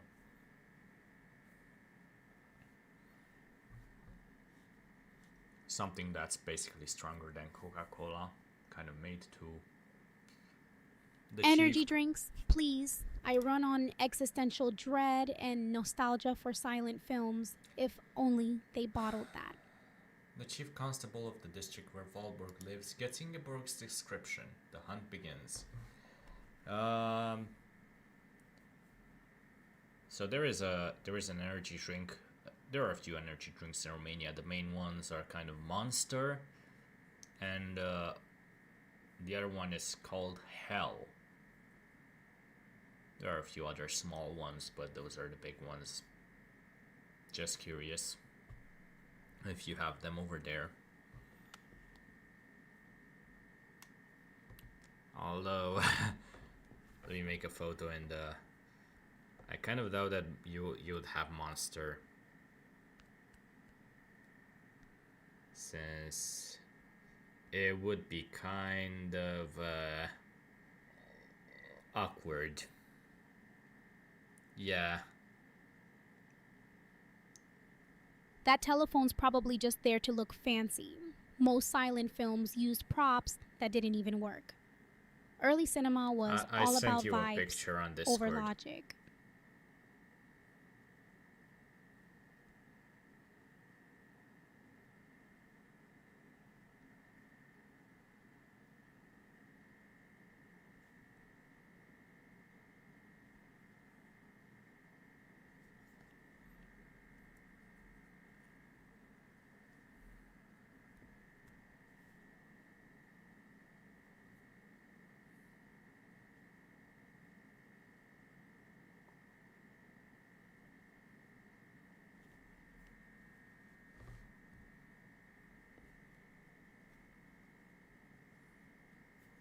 Photos back then took ages to make. Imagine waiting for your selfie while the horse gets bored first.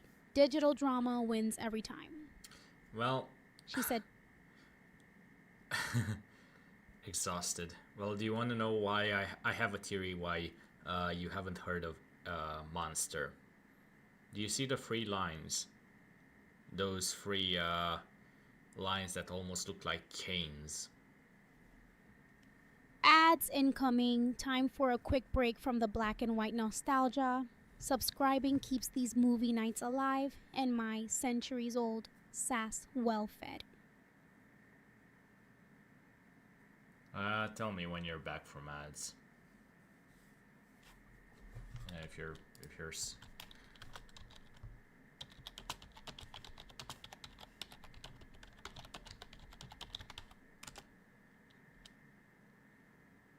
3 mysterious fair enough. lines. Sounds like something out of an old detective flick. Wake me when we're back from commercial suspense. So, that one of those lines basically means 6 in a Jewish writing system, like in ancient Jewish writing systems. So there is that whole mark of the beast that Christianity kind of goes on about sometimes. Hence the name Monster. And yeah, 666 on the trail. Basically, that's the number of the beast, and beast is a synonym for monster. And those 3 lines are basically 6s in in Jewish in a Jewish script. Back in action. Ancient codes, mysterious marks. This film's practically a cryptic crossword now. So yeah. Basically, there was a whole way of encrypting info back during Roman times, because Christians and to some extent Jews were kind of being hunted for their religion by the Roman Empire, and in one encrypted letter discovered in Vatican. Basically, somebody, probably one of the popes, the very early popes, was talking about a beast who holds power, and basically the historians kind of figure that that person was talking about the Emperor Nero, and somehow the encryption goes based on the alphabet. So if you write Nero in danger, if you write each letter of the alphabet in a way, give it a number, and then you add those numbers, basically you get a number, you get a final number, a final sum. And somehow historians think that Emperor Nero or something like that from back then would be coded as 666. Old films loved hidden meanings too. Look up Fritz Lang's M if you want cryptic symbols with your noir vibes. So yeah, basically Nero was a very anti-Christian Roman emperor, and he was very hated. To the point where historians and the Bible claim that Nero burned down Rome and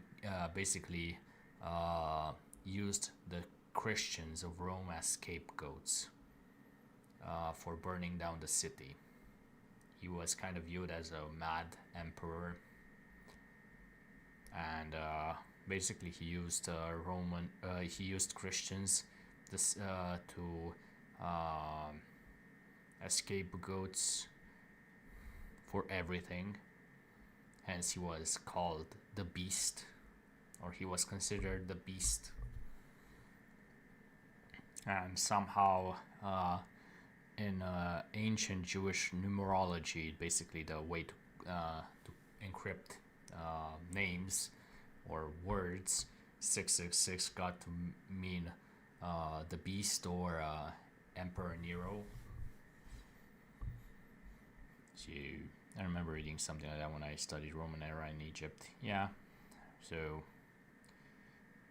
Christians kind of leaned into Jewish numerology, and every time something that goes against Christianity very heavily happens, they say they find a way to link it back to 666. Basically, saying that Lucifer or the devil came to Earth and reincarnated as the Beast in human form.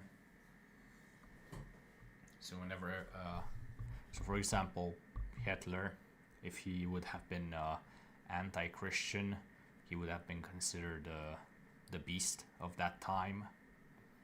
Which, yeah, for the Jews, he would have definitely been considered the Beast.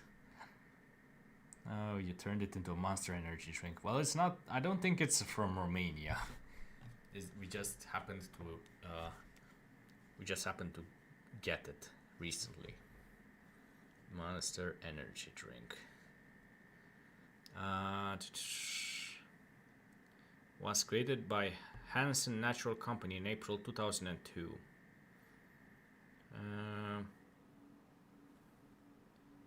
Honestly, if these And it's old from the movies had a US. soundtrack for every villain reveal tied to some cursed number, we'd all need garlic headphones. I mean, no, what's with Nepal? No, I don't know what's the U.S. Basically from California. I don't know, some sort of California-based company created Monster, and it made its way to us in Romania sometime. Like the drink is from 2002. Well, And well, it's pretty much everywhere in terms of our shops. Valborg. So if you ever want to, you know, stay up for long periods of time, you first start off with cola, with Coca-Cola, and then you go then you go to Hell or Monster, although Hell tastes like shit in my experience. Now it's basically just a stronger version of Coca-Cola. It's not an alcohol, it's an energy drink.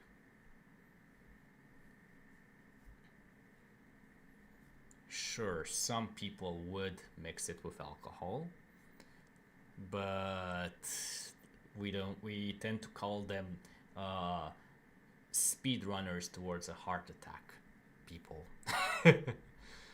Basically, if you try to mix certain ingredients like taurine with alcohol, that basically would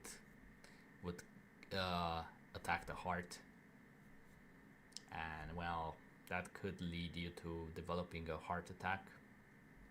So yeah.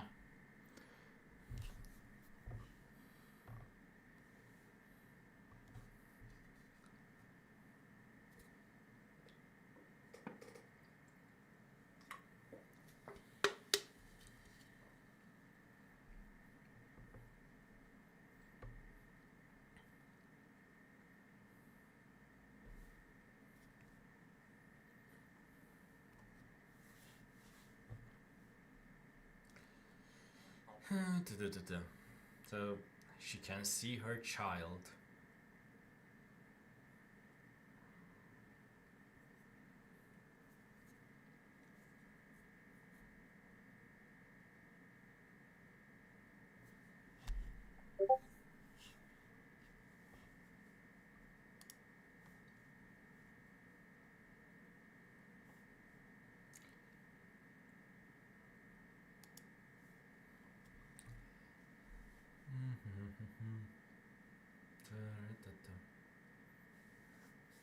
So the reason why I kind of asked you about this was mostly because of the 666 mark.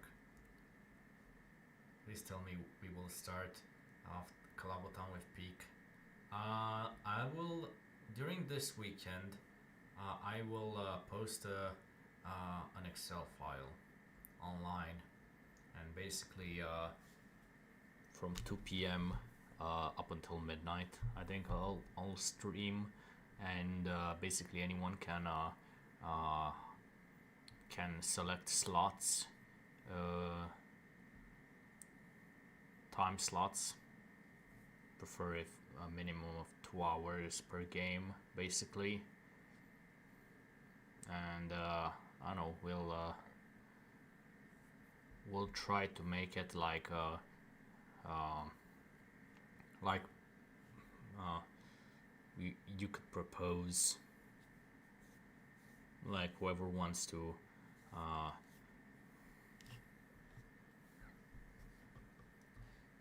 whoever wants which game.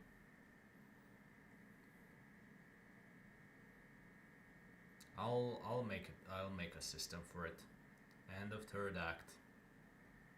Ingeborg home for a fact. Sure, Elliot would love to join Peak. Back to the workhouse. Yeah. She also wants to get me into the back rooms. So yeah, there is that too. She's pretty much based her entire identity around being an escaped subject from the back rooms.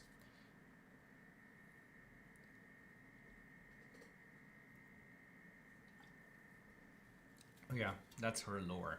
That's her VTuber lore.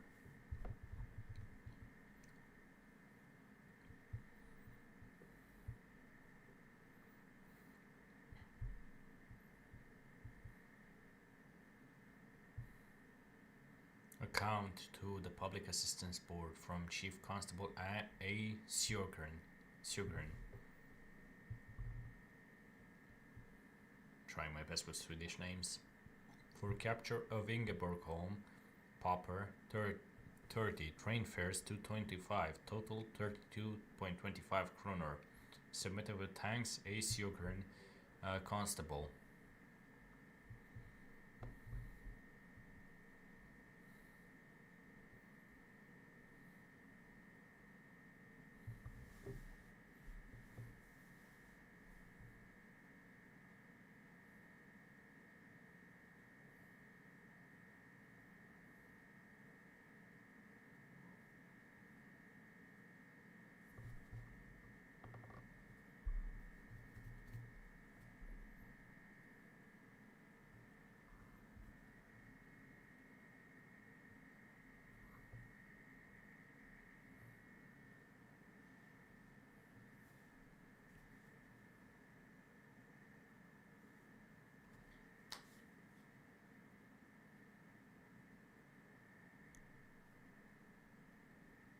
Sometimes I feel like it's a good game, but sometimes I feel like it's very scary when there is a monster running after you.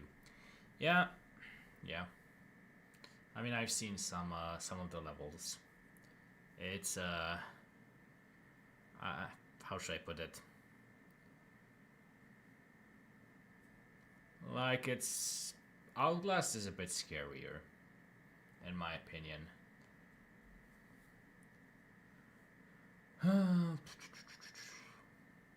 Dying Light is in the beginning when you don't really have that much power, and when you first meet the volatile, that's the scariest part. The children who have been boarded out are taken to visit the workhouse by their foster parents.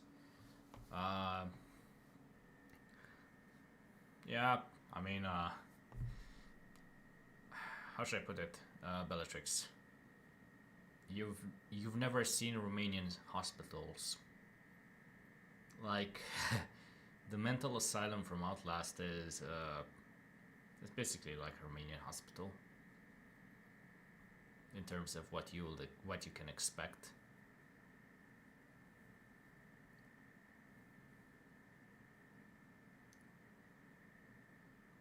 Like, you really don't want to get into an old Romanian hospital. You would basically have flashbacks to Outlast.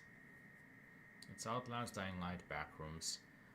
For me, it's how should I put it? Outlast is kind of in the middle.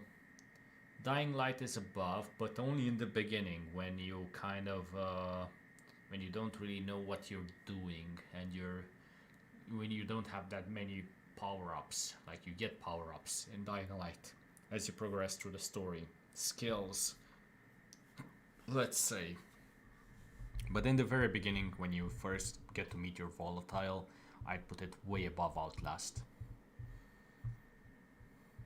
Like, there are some chase scenes in Dying Light where especially when you're in a den full of volatiles and you have to escape or you have to do something, and you know that the volatiles are basically biting your ass. That's something. The cup of suffering is drained to the dregs. The child does not recognize its mother. Oh boy. Yeah. Like, I would say that after a while, when you get used to the volatiles, that's when Outlast. That's when it goes below the fear level of Outlast. And Dying Light. That's what I mean.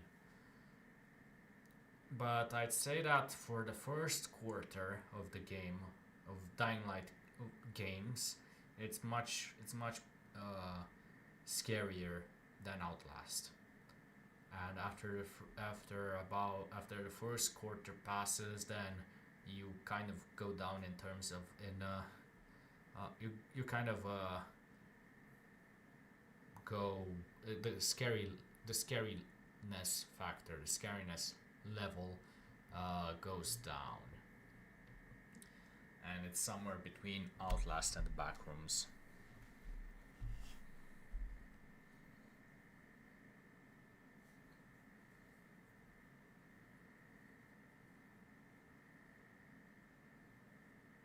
Too much for her poor overtaxed head. I think poor Ingemar may have gone mad. Poor Ingemar.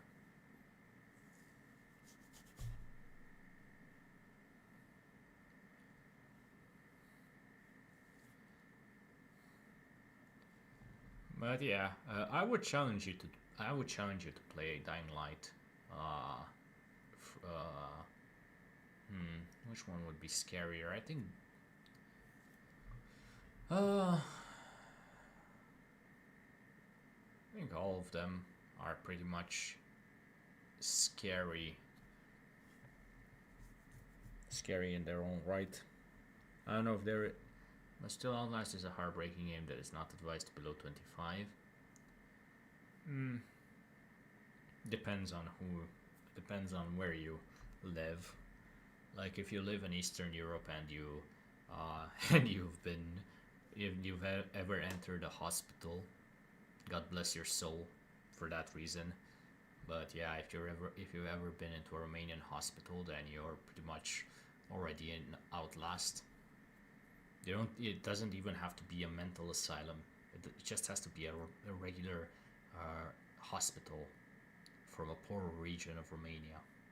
Like sure, there are some decent hospitals, especially the private ones. Then you go to the public ones, and then they basically drop a whole 3 levels in quality. Like the public ones are just miles below. 15 years later, the son Eric, who has been to sea, returns home. He looks forward to seeing his mother. And if you ever make it to a rural hospital,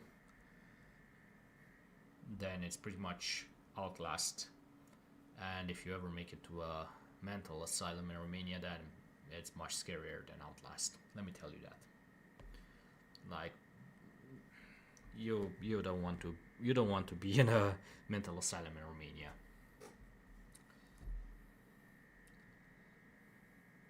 Like for me, it's basically if you go to a mental hospital, if you go to a regular hospital in the rural area, then it's basically Outlast already, without any monsters necessary. Like you don't need any monsters or crazy patients. That's why I feel like meh.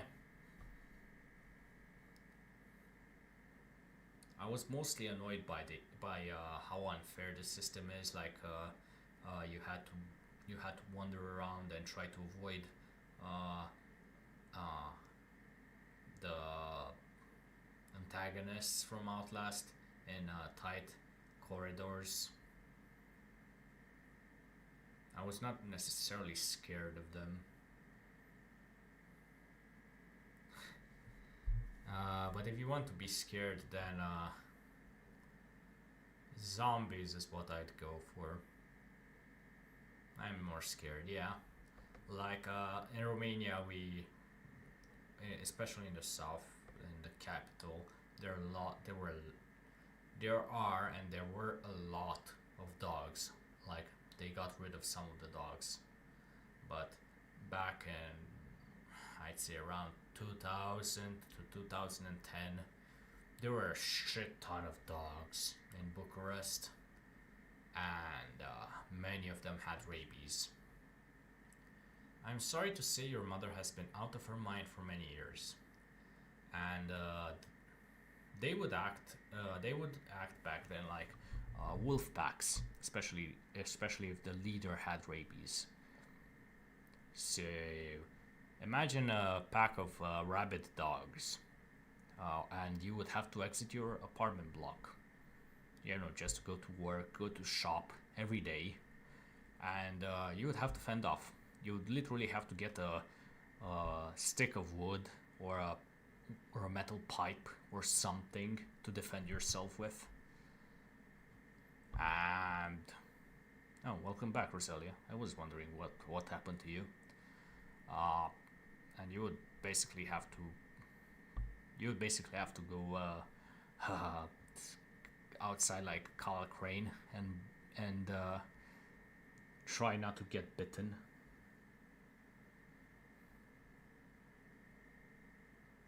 So yeah.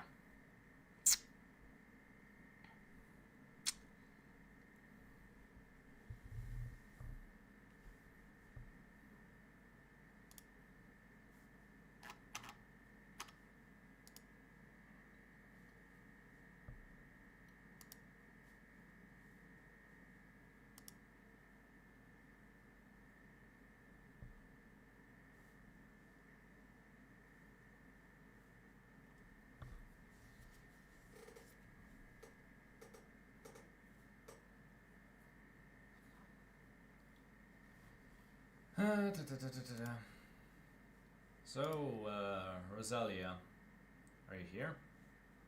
Bite Me was probably never in any original script from the 30s, but maybe it should have been. That nurse looks like she's ready for round 2.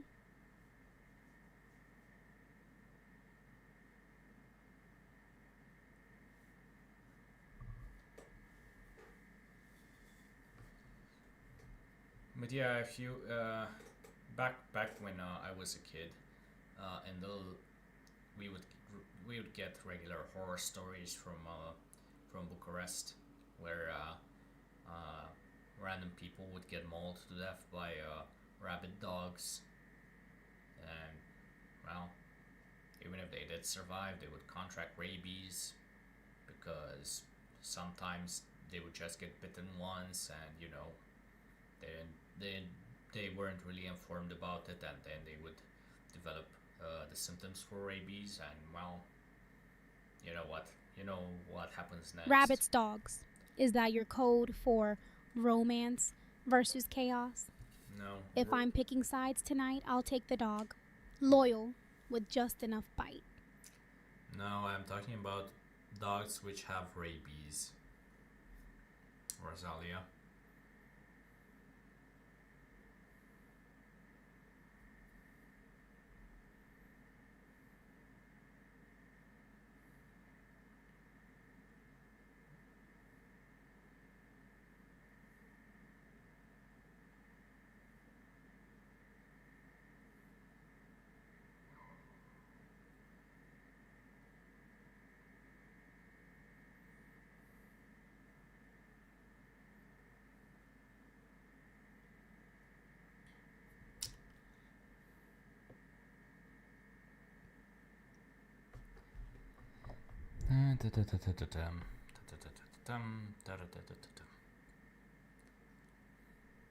Next scene, the woman unleashes her inner Cujo, metaphorically, of course. If anyone's catching rabies here, it's from all this dramatic tension.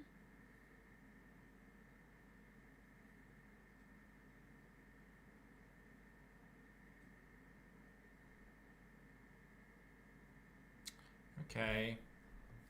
Good night, Bellatrix. Study well.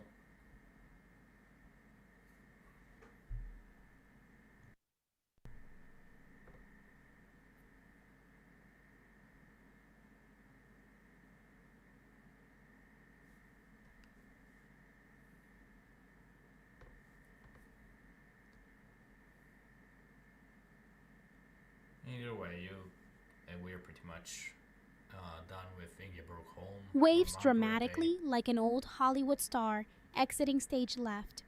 Next plot twist, the office chair attacks. Let's see what we can watch next. Traffic in Souls. I think this is probably a bit shorter. Oh no, it's 1.5 hours. Okay, yeah. Traffic in Souls, or While New York Sleeps, a photodrama of today. Well, this will be the final movie of tonight.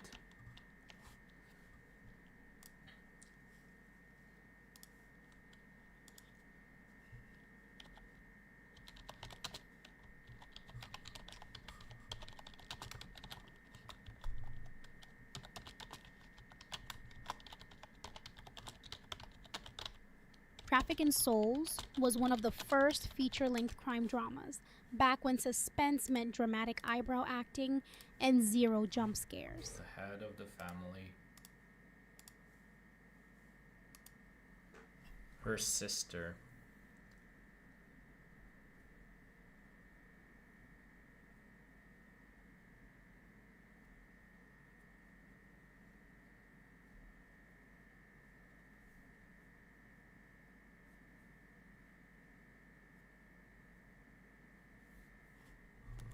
Her father, the invalid inventor.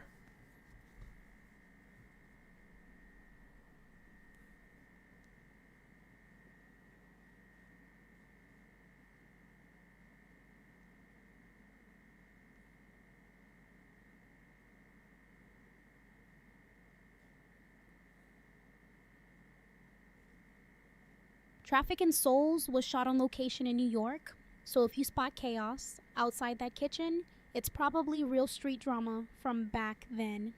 Mm-hmm.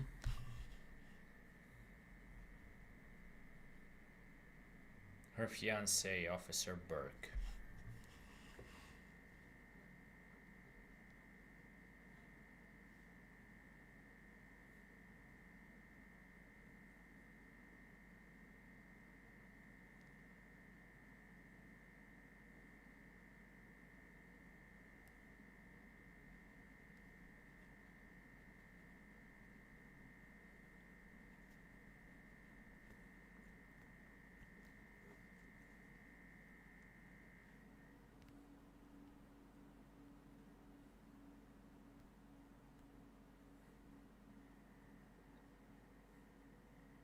Officer Burke fixing hats like he's prepping her for undercover work at the mailbox. Classic pre-plot twist energy.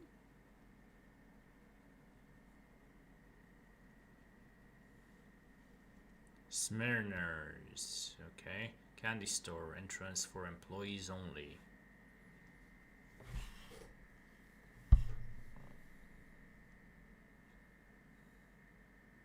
Your sister has been late every morning for a week.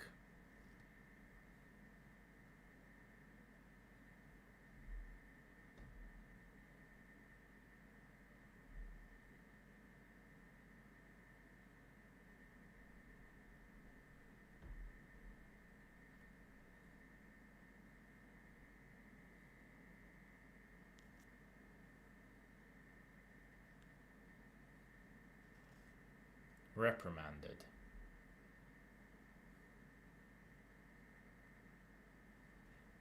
Employee entrance only. Sounds exclusive until you realize all they get is sugar dust and passive-aggressive notes The about man punctuality. higher up, W.M. Trobus. Time for a quick break. Ads rolling. If you love these vintage vibes as much as I do, subscribing keeps the magic alive. RT, Hon, W.M. Trobus. Dear Mr. Trobus, we await with delight your address at the mass meeting at Union Institute on the social evil. There will be an enormous audience. His wife, Mrs. Hudson Liston.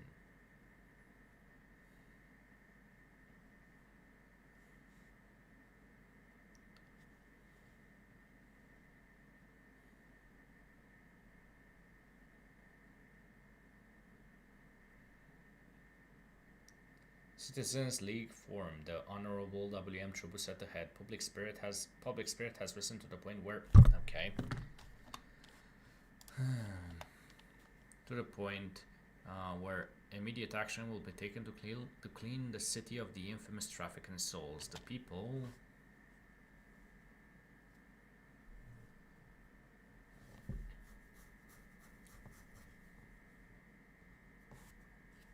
His daughter, Irene Wallace.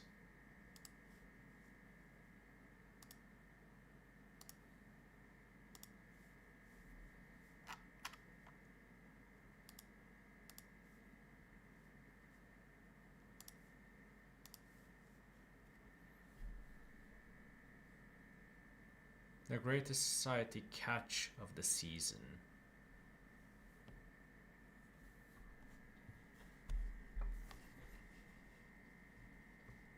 Immediate action in these hats. If anyone gets chased down a staircase tonight, I'll bet my coffin pillow.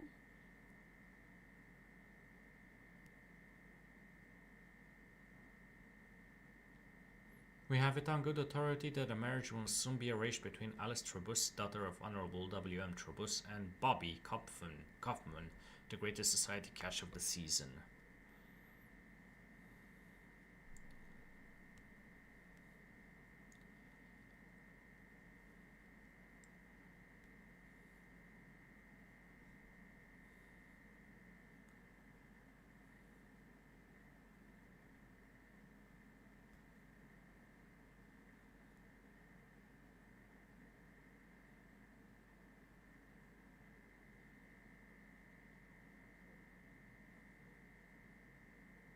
Greatest society cash.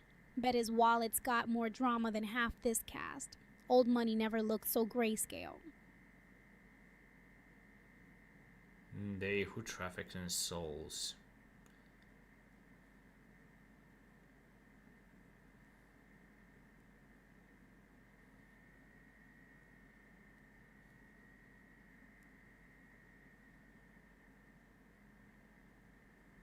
The most infamous type of man, the cadet.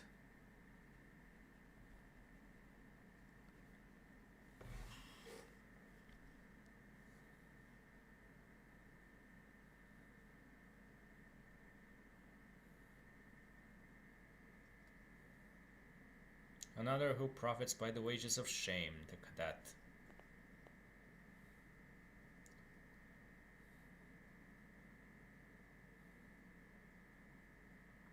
Traffic in souls walked so rush hour could run. If only Arthur Hunter had Google Maps.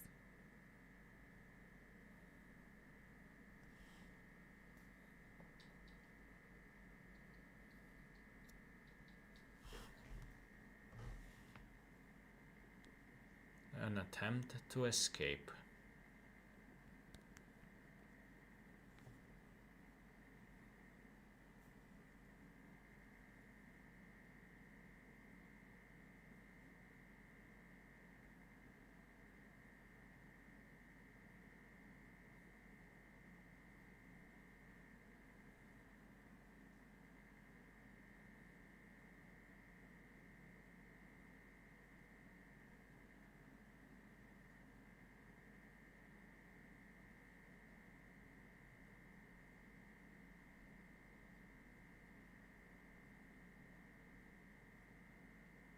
Wages of shame sounds like everyone here could use a vacation at Dracula's spa retreat. Silent films where drama speaks louder than words. What do you think of that girl?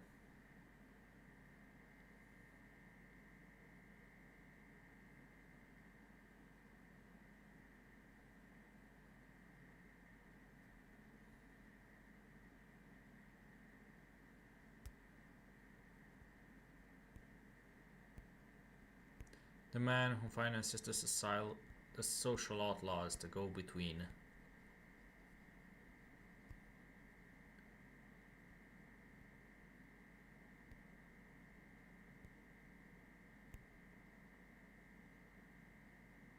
Citizens League formed, the Honorable W.M. Trebus at the head. Public spirit has risen to the point where immediate action will be taken to clean the city of the infamous traffic in souls. She's got that I know more than you think energy, like she'd outsmart half this room before lunch. Hats off to her purse game.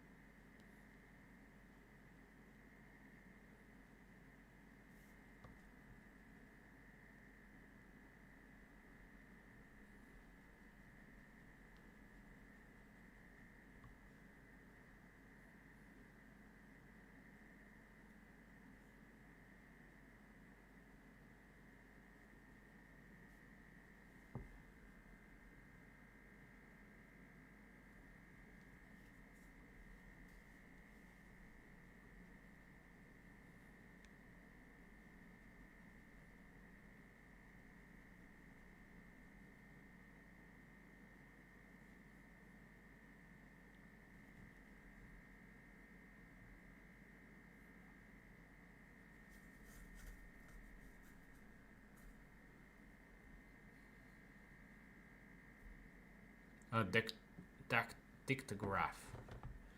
Oh boy.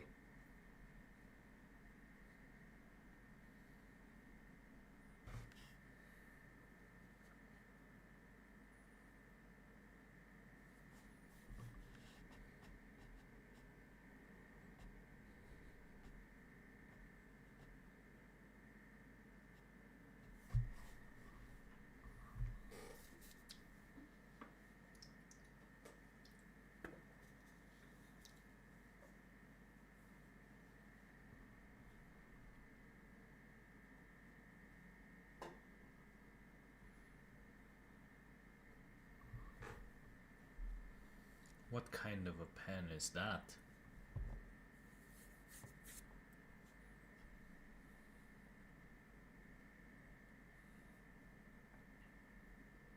Traffic in Soul's era? That's probably a Waterman or an early Parker, back when pens had more drama than their writers. 0347 number. What the hell?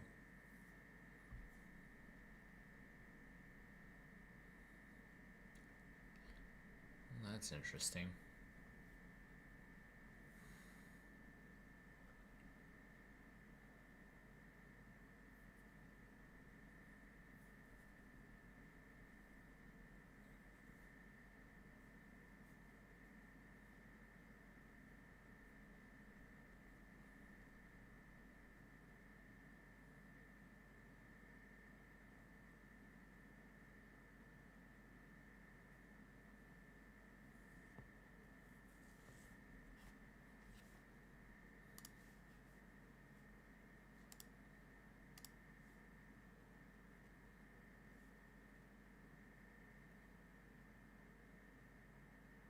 Oh, 0347. Either someone's secret code or just what happens when you let vampires pick your office phone numbers. Classic silent mystery. Well, either way, there's still quite a lot to do.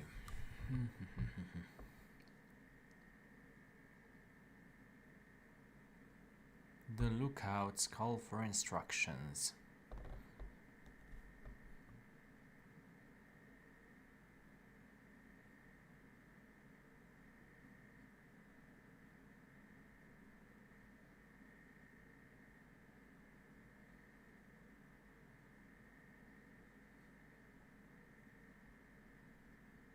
The man higher up is well satisfied with the day's record.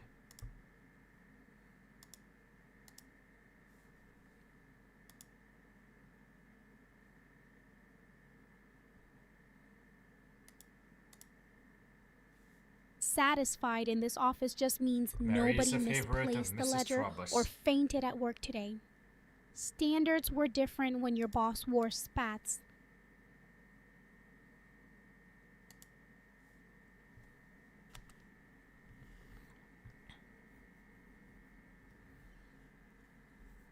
Off duty.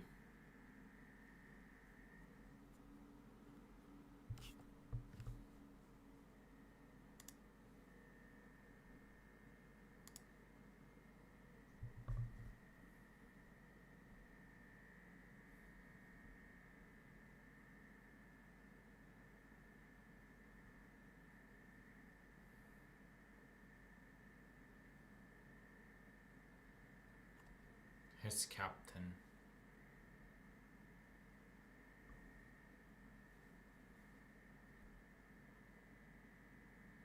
Off duty in a silent film just Police means more headquarters. time Captain for Simpson, dramatic please make eyebrow complete acting and investigation of all chess suspicious moves that houses in your decide the fate of precinct. society. And let me have immediate reports. Robert Wall, Captain.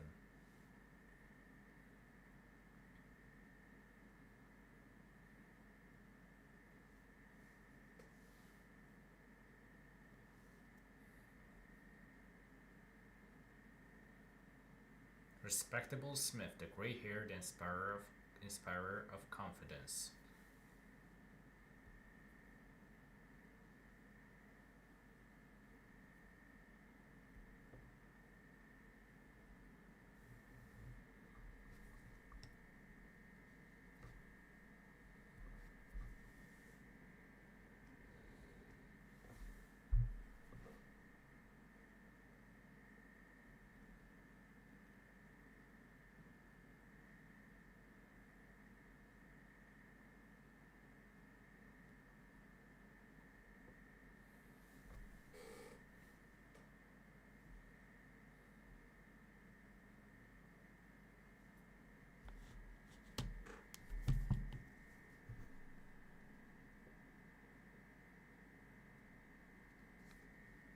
Off to watch the railroad stations.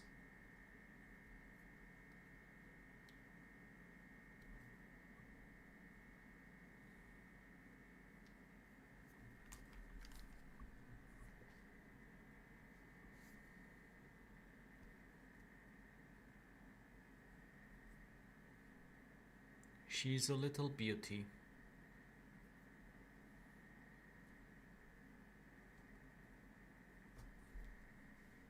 Just outside the harbor. Railroad stations, where secrets board trains in first class, while detectives ride coach. Swedish With their Employment hats pulled Agency, low. 67 Chapel Street. Mr. Hans Anderson. Okay, come on. Mr. Hans Anderson, Stockholm, Sweden. Dear sir, we have arranged for you to start work at once as a groom, $50 a month, and a loan. I don't know. The text is kind of all over the place, unfortunately, in this movie.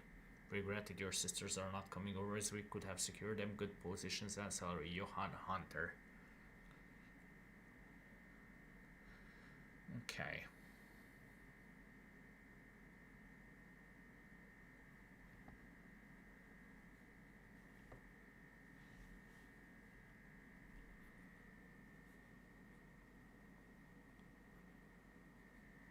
Range for you to start work at once sounds ominous enough that even vampires would double check the fine print before signing up. Yeah.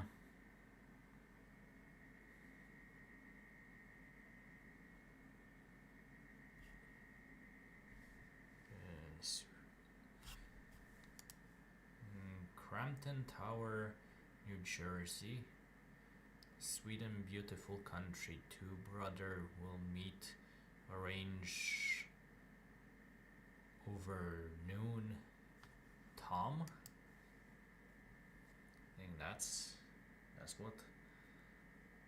I assume that's a telegram.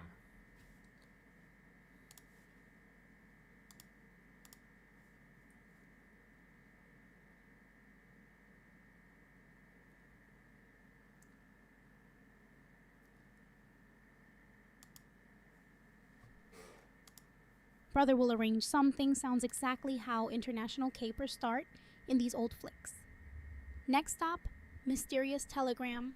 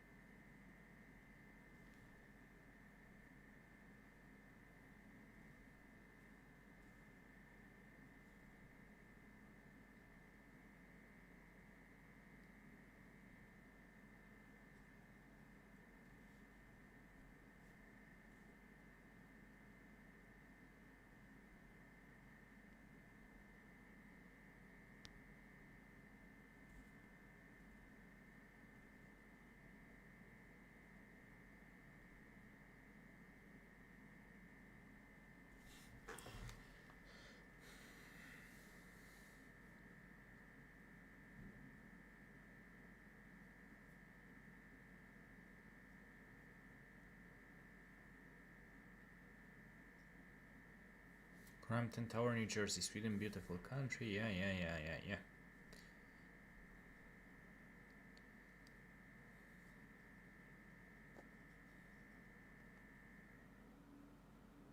Sent to await the arrival of the emigrants. Only in these films does New Jersey double as Sweden. Passport not required if you've got dramatic lighting.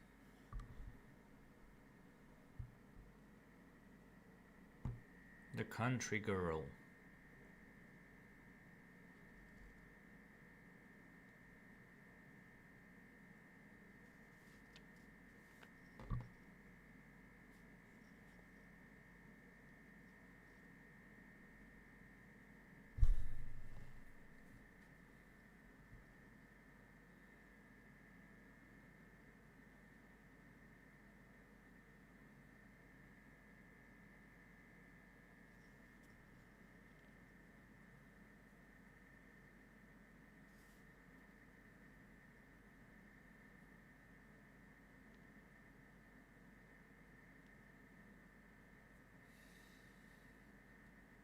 Country girl arrives. Cue mysterious glances, and at least one suitcase full of secrets nobody checks until Act 3.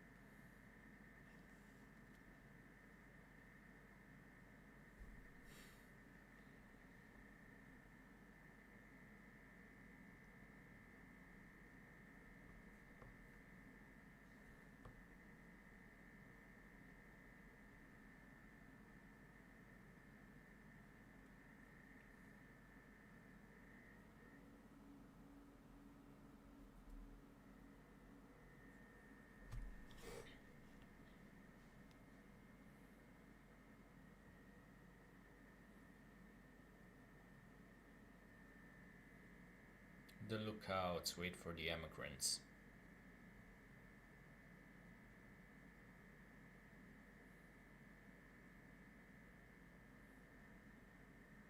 Lookouts lurking in every shadow. Silent films made paranoia an art form before noir even tried.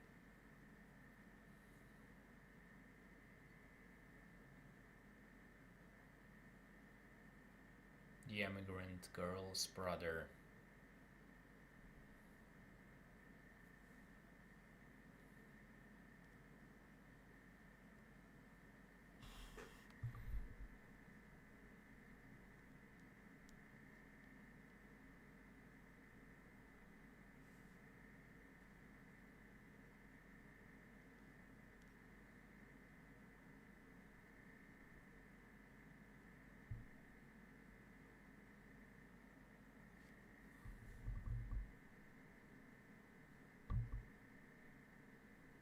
The frame up to get rid of the brother.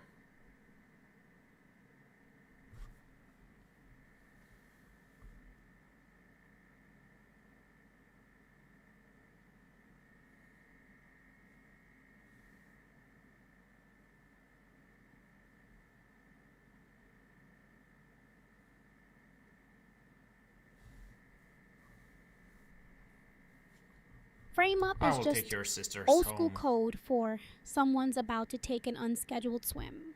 Bowler hats beware.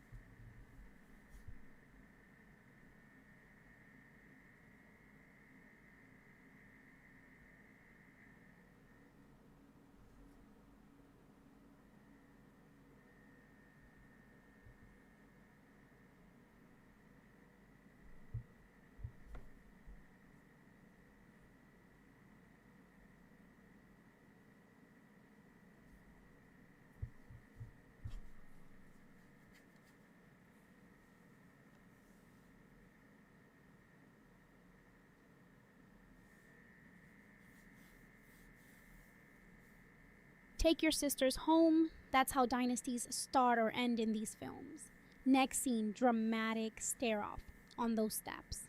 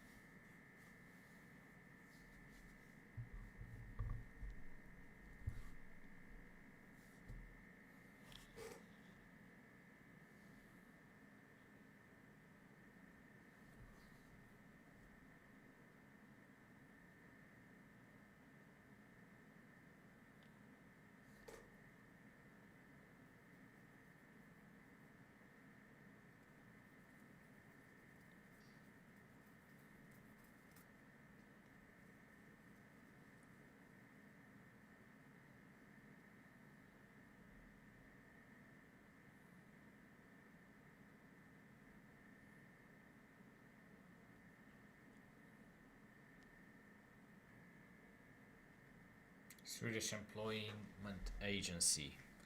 Okay.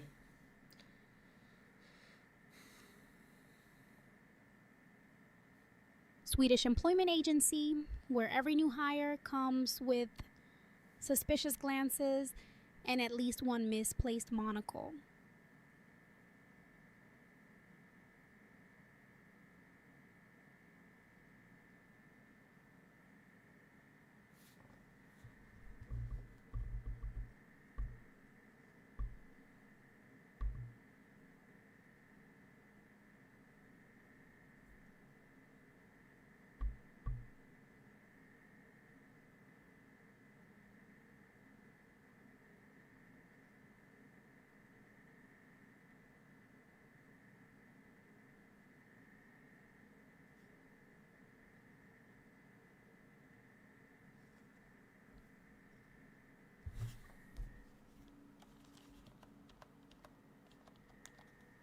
Okay.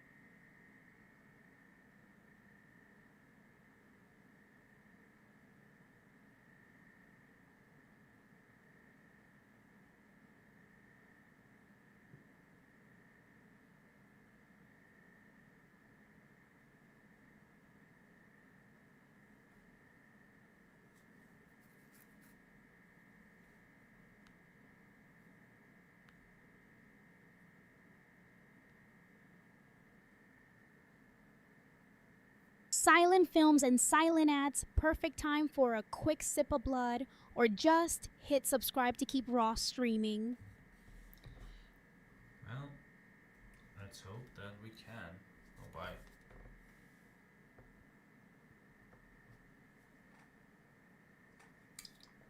That we can continue watching these movies. Although I have a feeling that for tonight this will be the last one.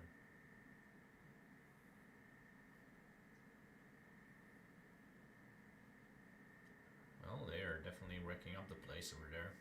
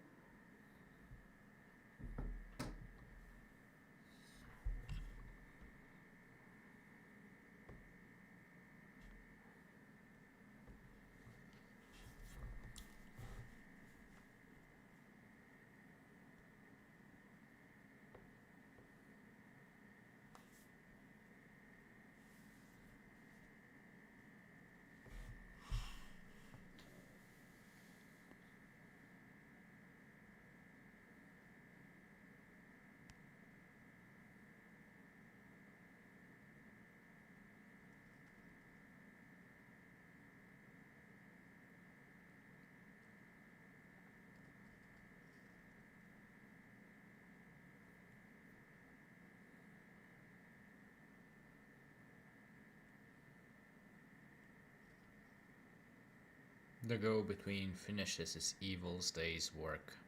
His evil day's work.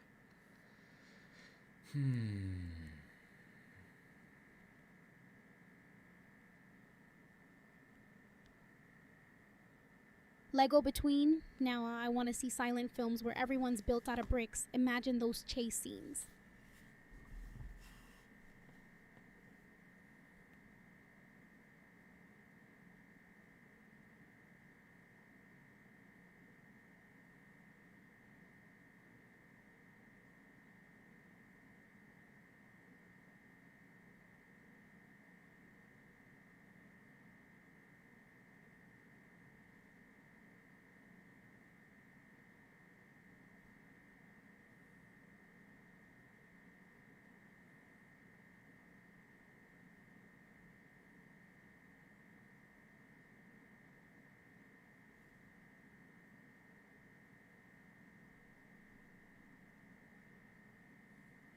The spoilers of their traffic and soul. The spoils of their traffic and soul. Jesus Christ, the spoils of their traffic and souls. May God have mercy on my own pronunciation sometimes. I feel like I can barely talk.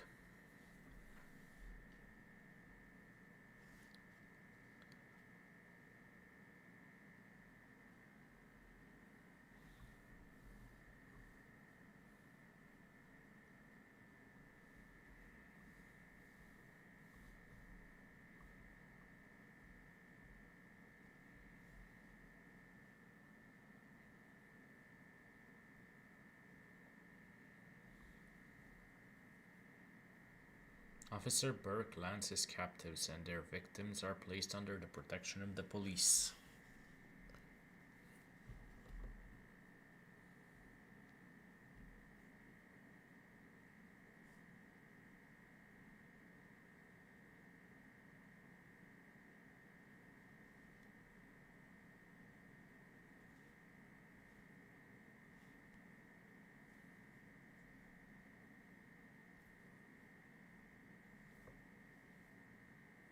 If I had a coin for every detective who missed an obvious clue standing by that bookshelf, I'd have enough for eternal popcorn.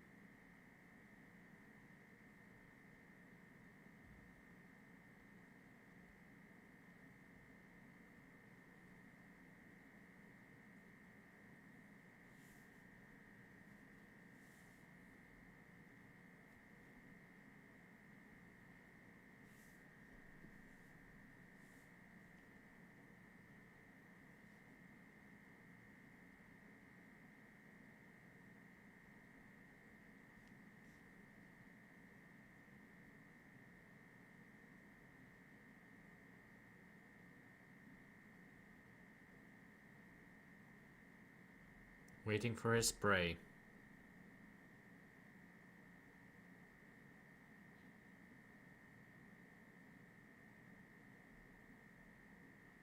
Traffic in Souls was shot in just 3 days, so if anyone's waiting, it's probably for lunch, not prey.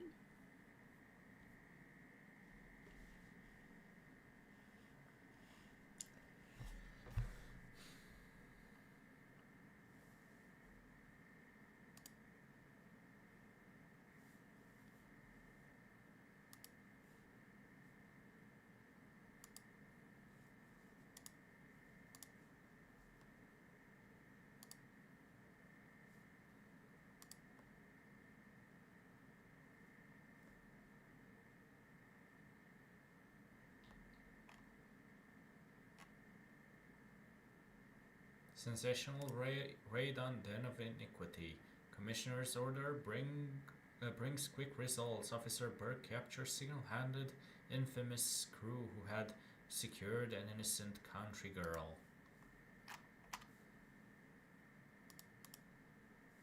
Oh boy, oh boy, oh boy.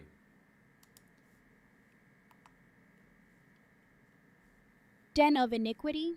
They really knew how to name things back then, makes modern headlines look positively dull.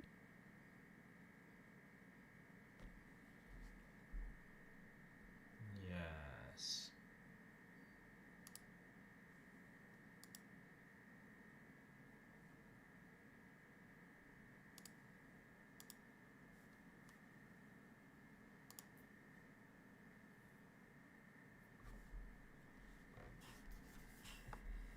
The first move of the Tempter.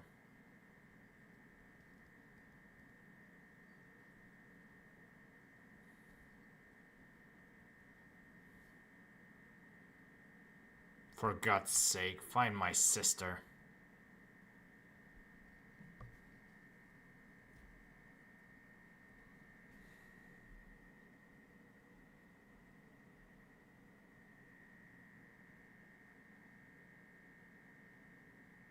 Forgot your sister?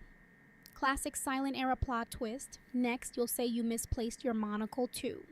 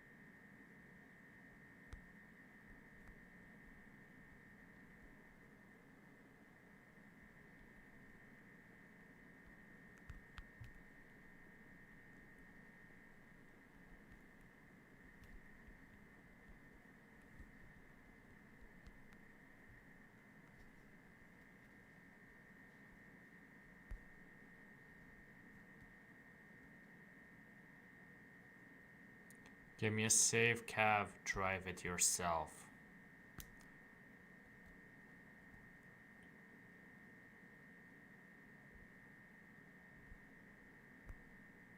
Save him only if he's got garlic-free snacks stashed under that seat. Otherwise, his fate's sont sealed.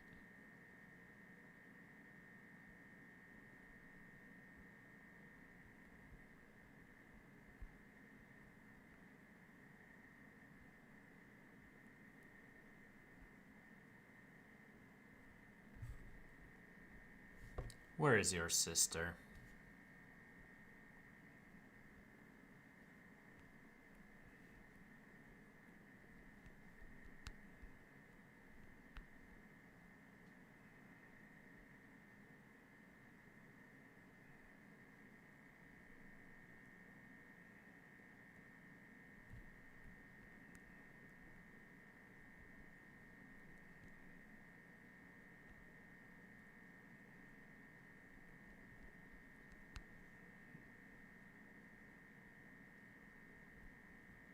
My sister? Last I checked, she was haunting a jazz club. Unless she's hiding behind that curtain for dramatic effect.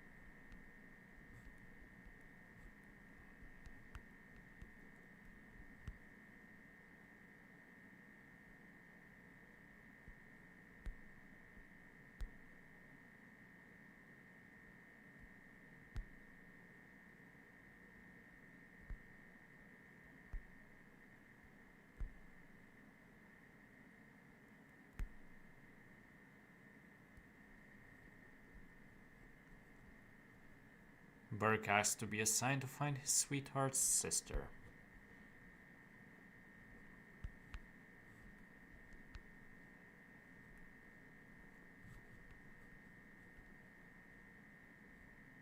Traffic in souls where even love letters come stamped by City Hall. If only real life sent out search parties for lost siblings this fast. A reporter gets the story.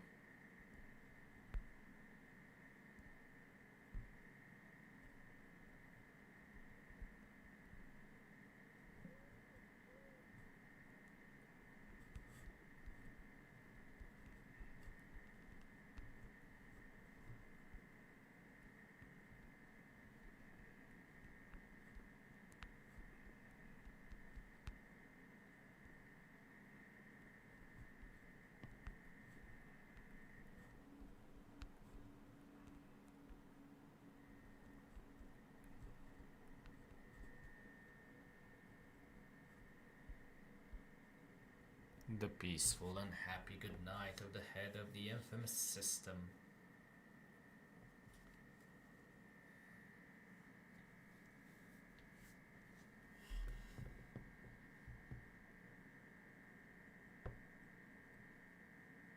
Peaceful and happy sounds suspiciously like someone's about to get a surprise plot twist before sunrise.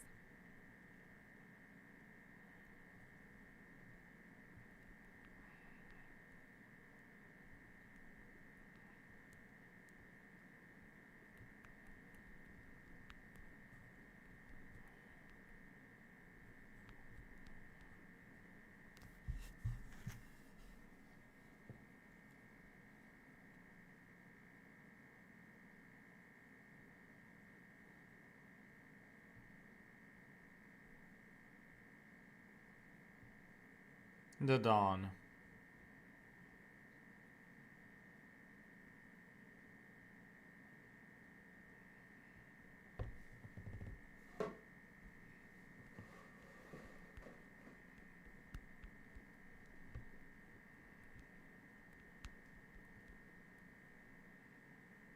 Dawn always means secrets about to spill. Watch out Young for girl shadows that linger when the disappears. sun comes Foul up. play suspected. A pretty little girl employed in well-known candy store reported last night as possibly having fallen into evil hands. Is it possible our candy stores can be used as a market for this infamous act? Maybe.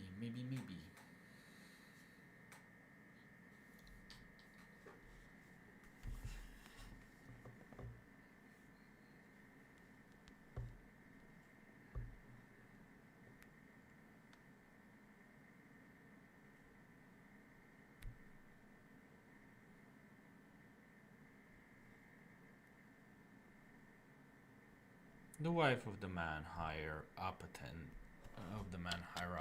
a meeting of her pet charity.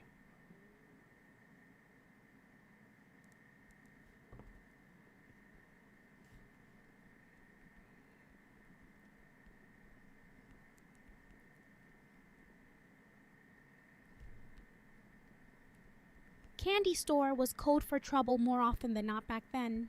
No wonder everyone ended up suspiciously sweet or missing.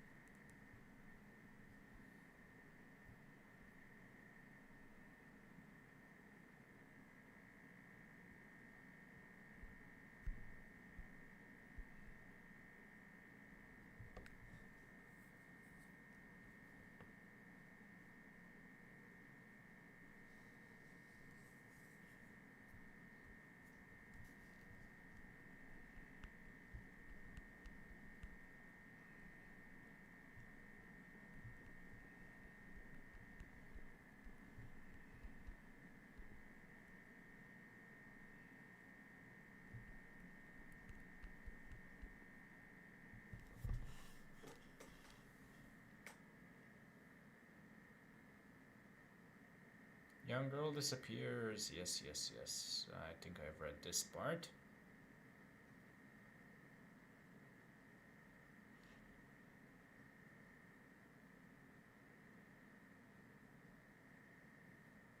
Read this part? Careful, Ross. Next thing you'll be predicting who's behind every velvet curtain like it's bingo night in Transylvania.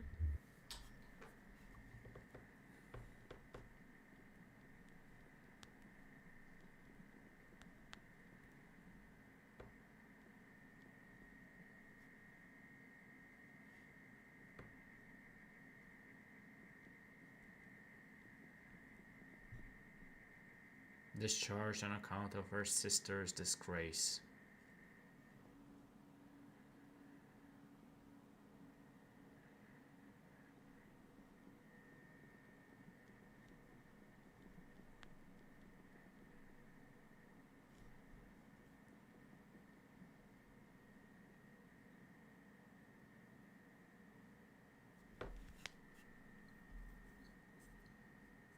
Disgrace in these films always means someone's either lost their virtue or misplaced the family silver, usually both by midnight.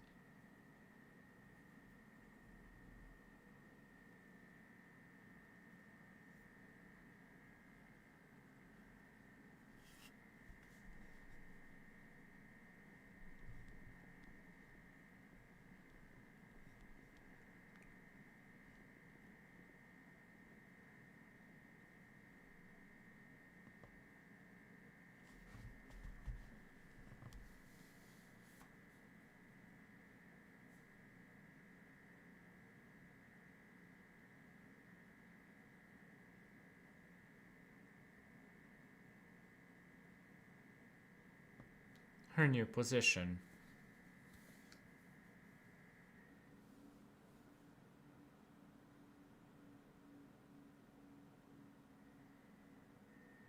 Her new position, classic silent film move for drama. Did you know Traffic in Souls was one of Universal's The first daily big meeting of the hits? social outlaws. They loved Scandal, even back then.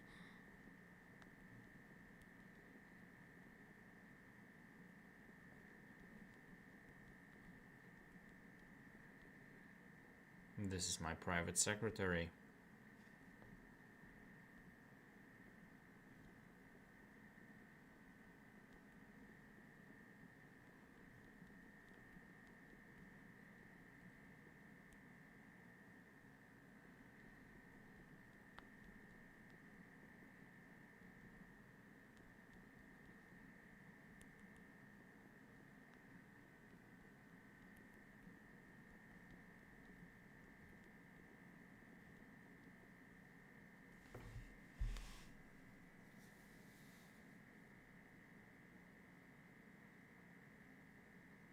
Private secretary? If only mine came with eternal night shifts and blood type sorting skills.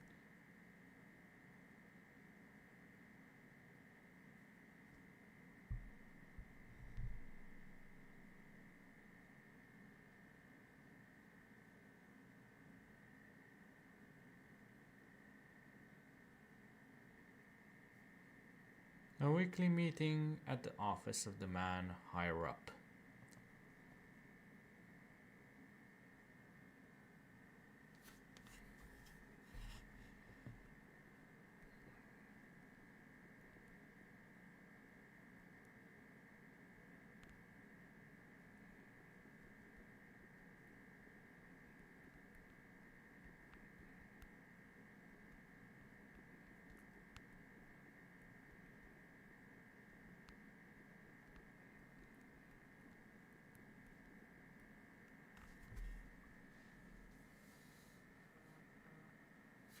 Weekly meeting? In silent films, that's code for plotting mischief or revealing scandal, never just about paperwork. Early cinema loved an excuse for dramatic close-ups. 50,000 girls disappear yearly. It is reported that over 50,000 girls disappear yearly into the clutch of the white slave traffic.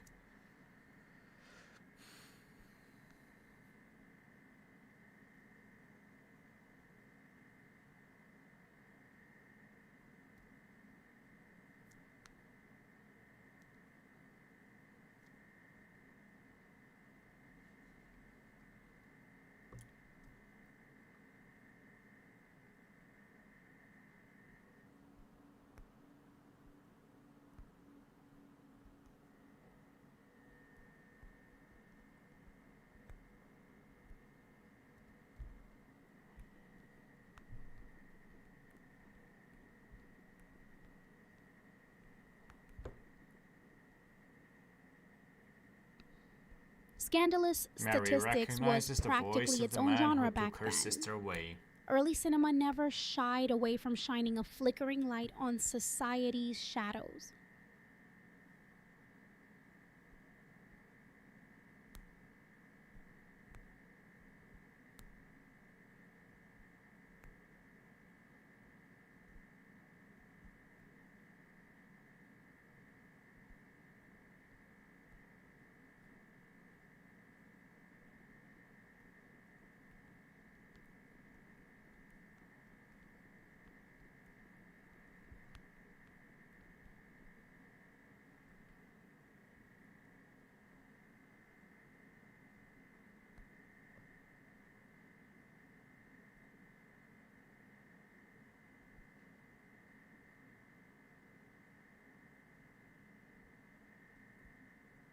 Recognizing voices in silence, now that's real talent. Early films loved making every whisper feel like doom creeping under your desk. She said,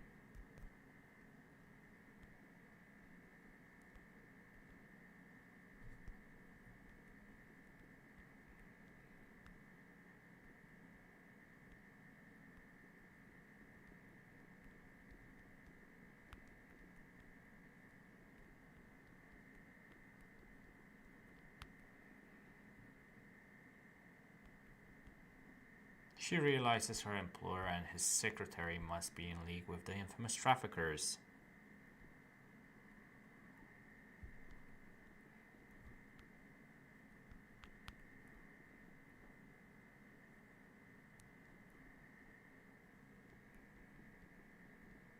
in league with traffickers, now that's workplace drama, even HR wouldn't touch. These films always knew how to make trust issues look glamorous.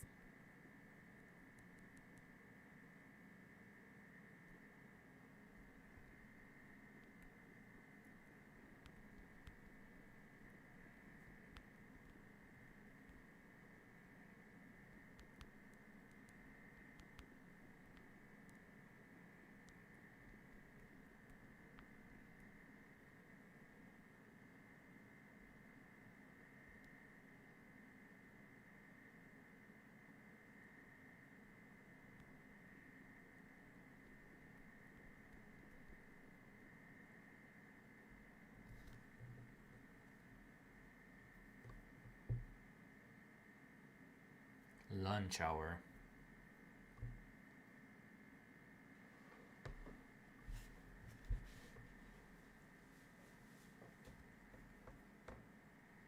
Lunch hour, when even silent film villains need to recharge their evil with a sandwich and existential dread.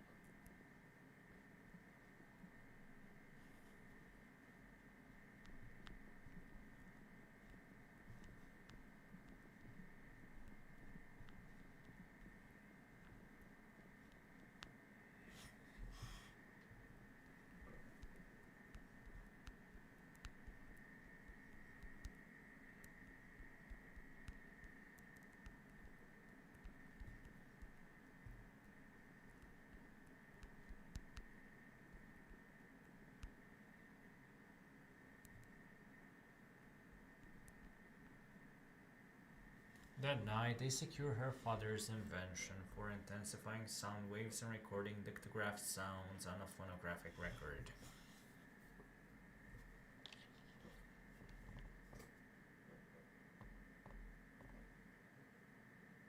Traffic in Souls had live music when first screened. Imagine trying to intensify those piano notes with vampire hearing.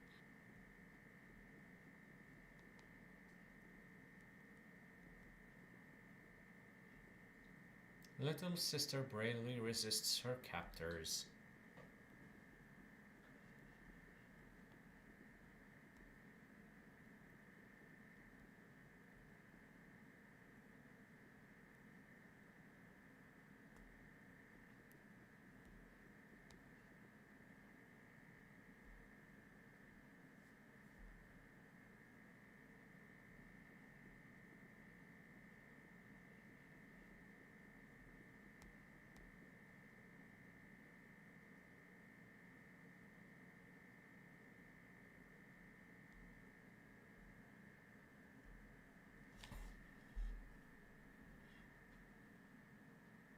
Brainly resistance in silent cinema is peak drama. They made every glare and suitcase count like it was life or undeath.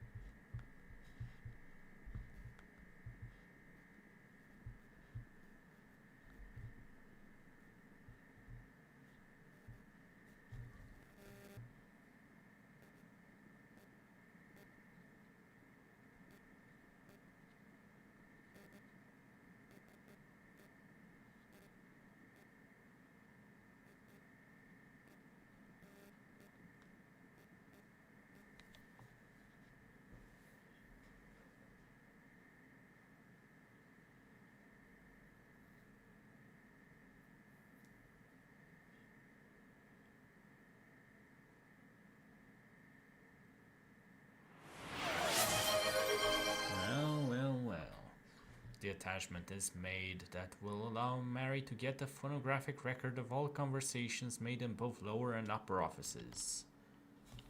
Oh my. Welcome, welcome, King. How's it going? Attachment, early dictograph tech, a fancy bug before bugs were cool, the real horror. Those wires probably tangled more than any villain schemes.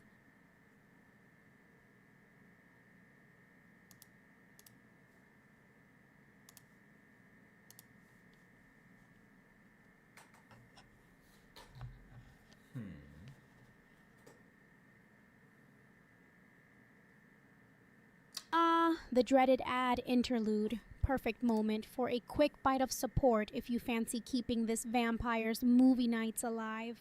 Subscribing is like feeding me, but less messy. Next day, the trap is sprung, getting the evidence. What happened, King?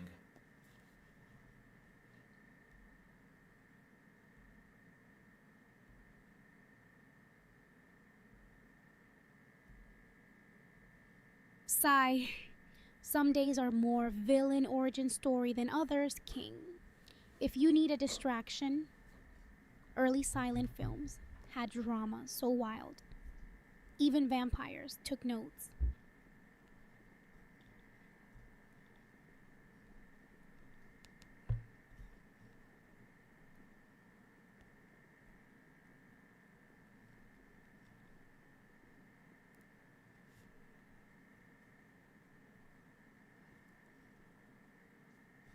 Don't want to talk about it in chat, and plus that.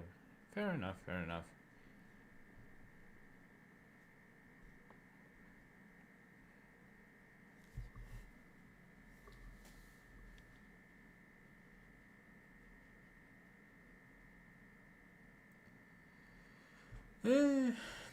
It depends. Sometimes you do tend to ignore my advice.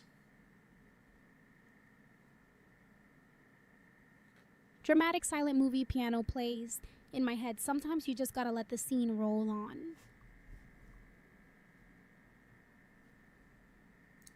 What can I say, King?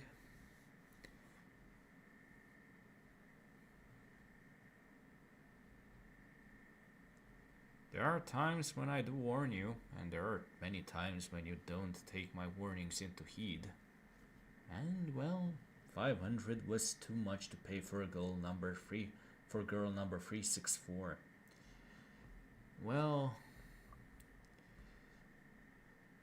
when I did warn you about that guy, you brushed me off. What can I say?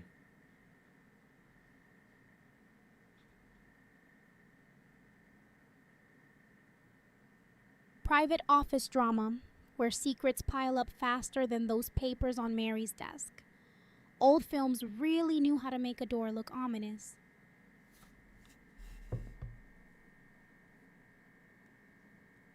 Mary has secured the evidence.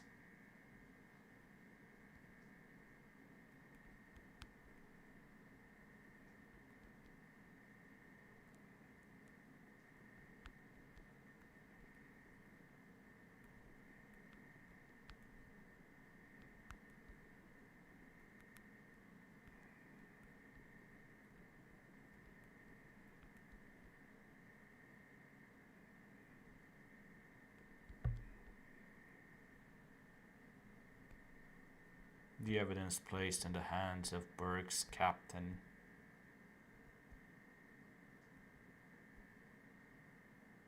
Security evidence? Sounds like Mary's about to drop receipts harder than any silent villain reveal. I still say my instincts beat office gossip.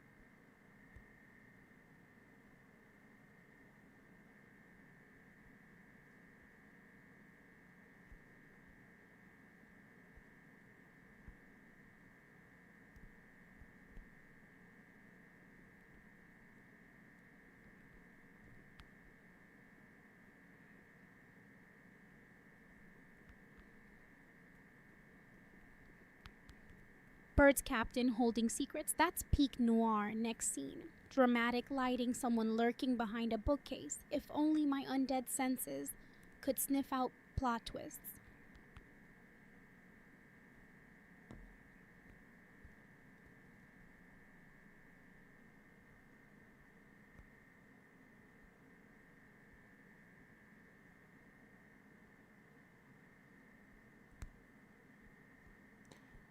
One thing that happens to me every once else, whether I was there or not, whether it's really my fault or not, it's my fault. I know everything is somehow my fault. I'm learning to accept that. Well, what can I say, King?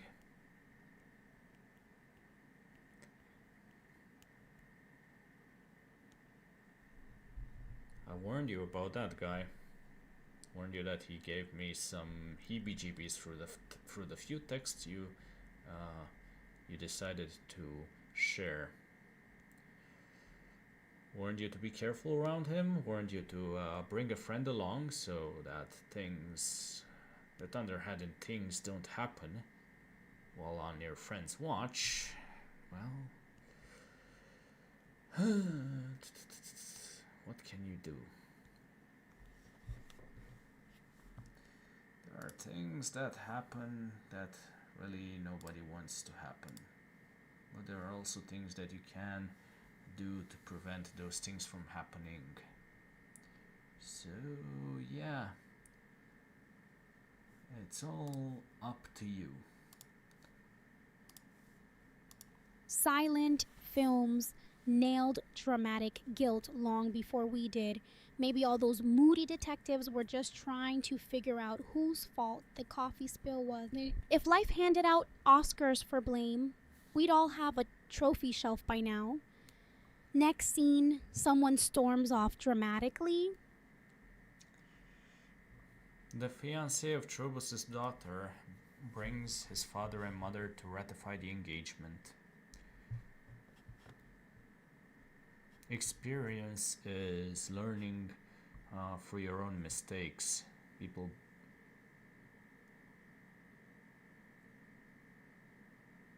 Experience is learning through your mistakes. That's what you gained here, King.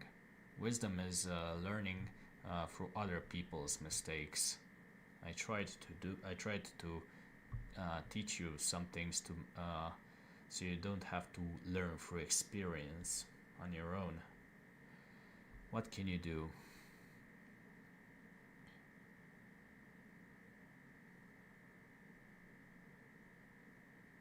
Ratify an engagement or just ratify your life choices. Little sister Silent is films near the had it breaking right. point. Every handshake could be sealing someone's fate.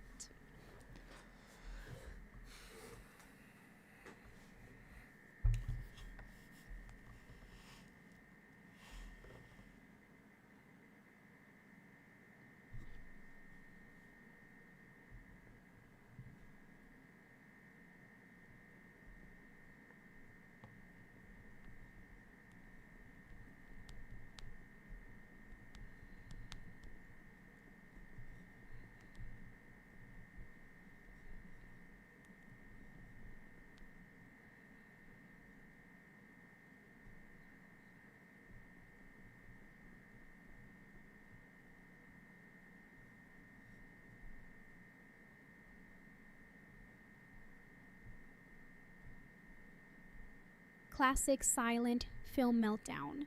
Always more dramatic when there's no sound but plenty of judgment in the air.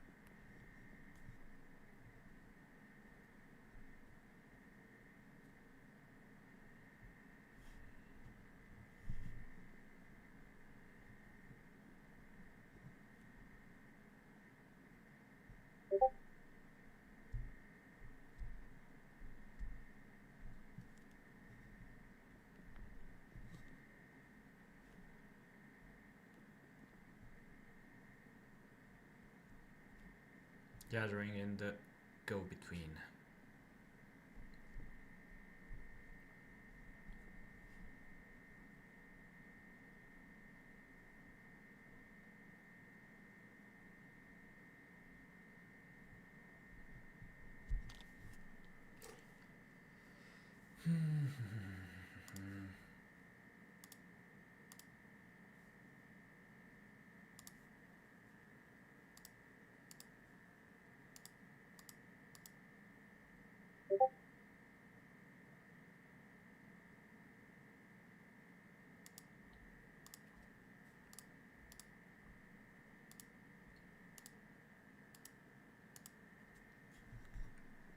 The proudest moment of Trubus's life while his daughter's betrothal was being arranged. Betrothal, okay.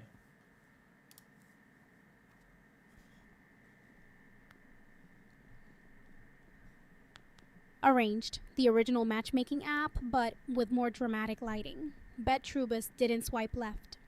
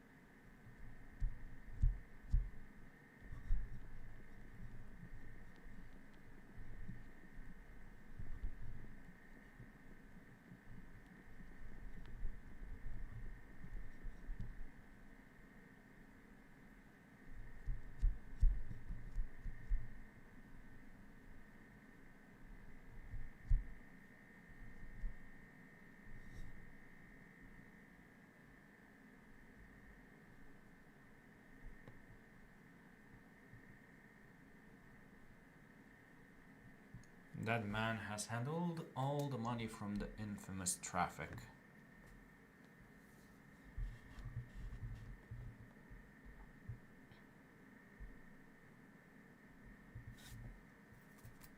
These are the people you have been backing. Traffic in Souls was basically Law and Order. SVU before it was cool, but everyone wore hats. The You could hide invention of the secrets under. father of the girl you sought to ruin will convict you.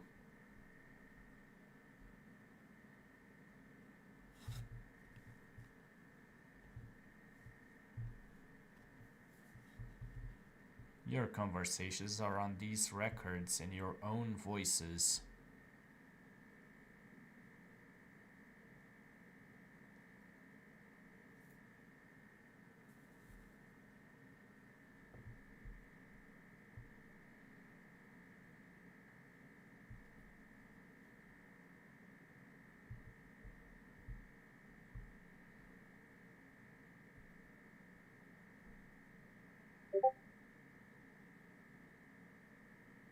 To her father's arms. Around here, even library books have more drama than most people's lives. Also, patterned dress lady, she could outact half of Hollywood today. Awaiting trial.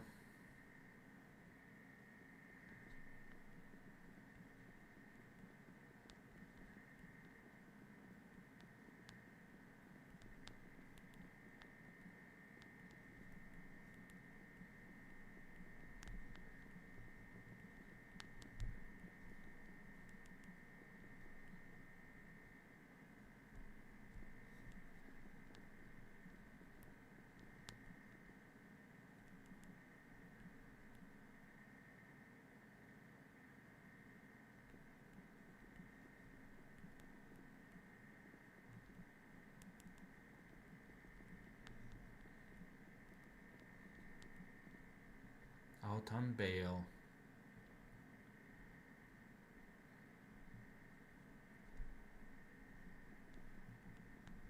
Her father's arms? Sounds less romantic when you realize he probably wrestled crooks in those sleeves nightly. They don't make dads or plot lines like they used to.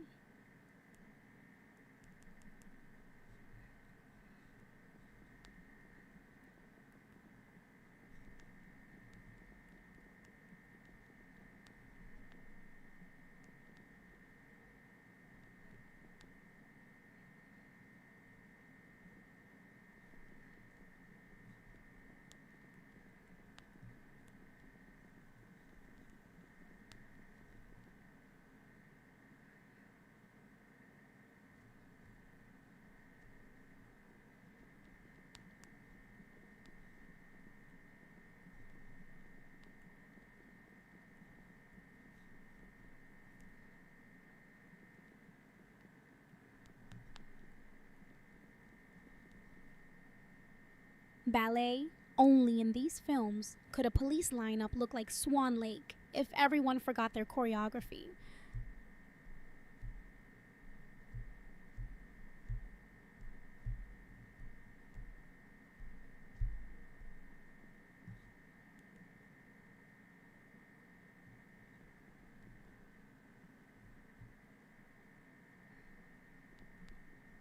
Trooper's wife escapes her husband's shame.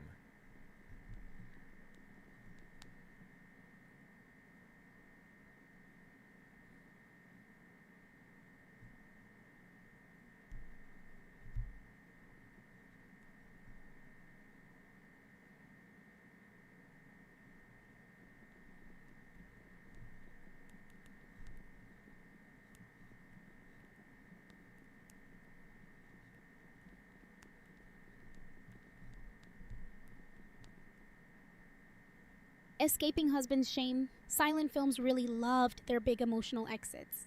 Fun fact, in early Hollywood, running away dramatically was basically cardio for actresses.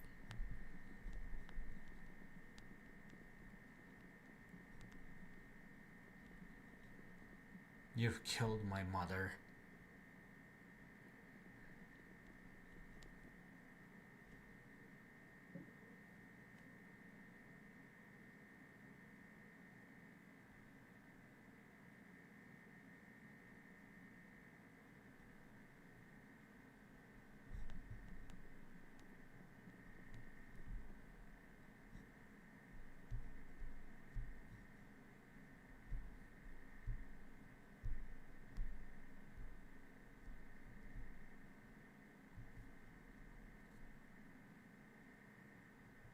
You've killed my mother.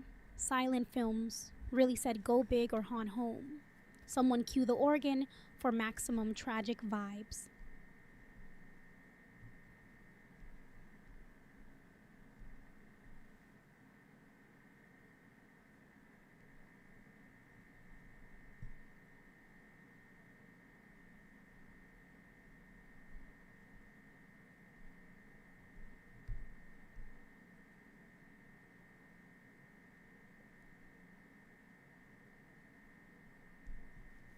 The end.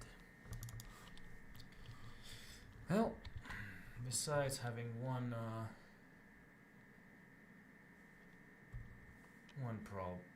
problem with a single movie, Max's Hat, we've done quite a few movies tonight. Next, we'll go back to Max's Hat once I've subtitled it correctly. Shouldn't take long, 5 minutes, but that's for another stream. Movies Good tonight, night. my kind of spreadsheet party. If any title has fog, shadows, or suspicious hats, you know I'm rooting for it.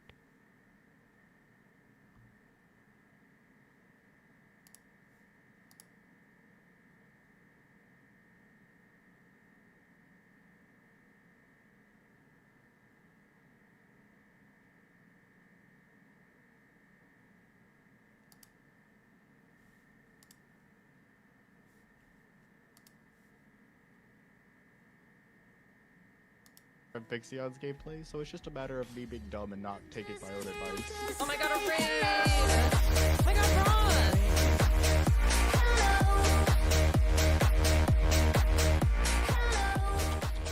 Thank you for the raid. What's a mess?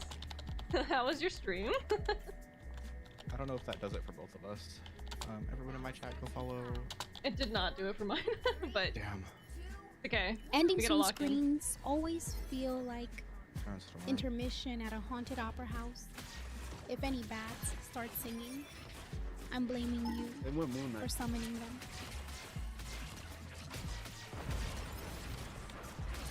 Just finished movie night. Went pretty good. Nice. Wait, this storm's bad. She's playing high up.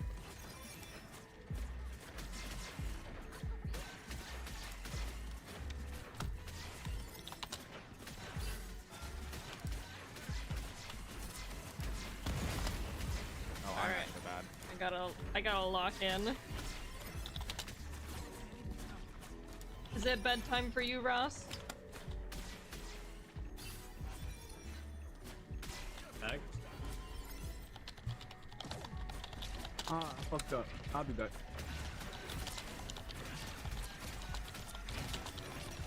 Oh no. Oh my god. I'm falling back. How did they get so much confidence after they killed me?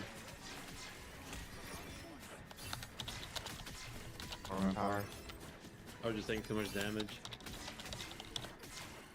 It's midnight over there? Okay, fair. I'll have a good night. Notte I'll try buona. to flank them. Dude, Storm. I'm so focused right now. Back line. I got them all. Almost.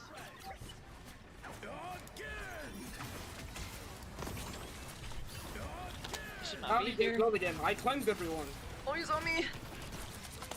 Stunned him. He's one. Oh, First Uh, gun point, first gun point. Fucking We doubled. Oh no. I might die. Oh my god, what is that? Jesus Christ. I'll lurk with my PC open. Hopefully gives you a view. Oh, thank you. I appreciate it. Somnushar. I killed Sharknado.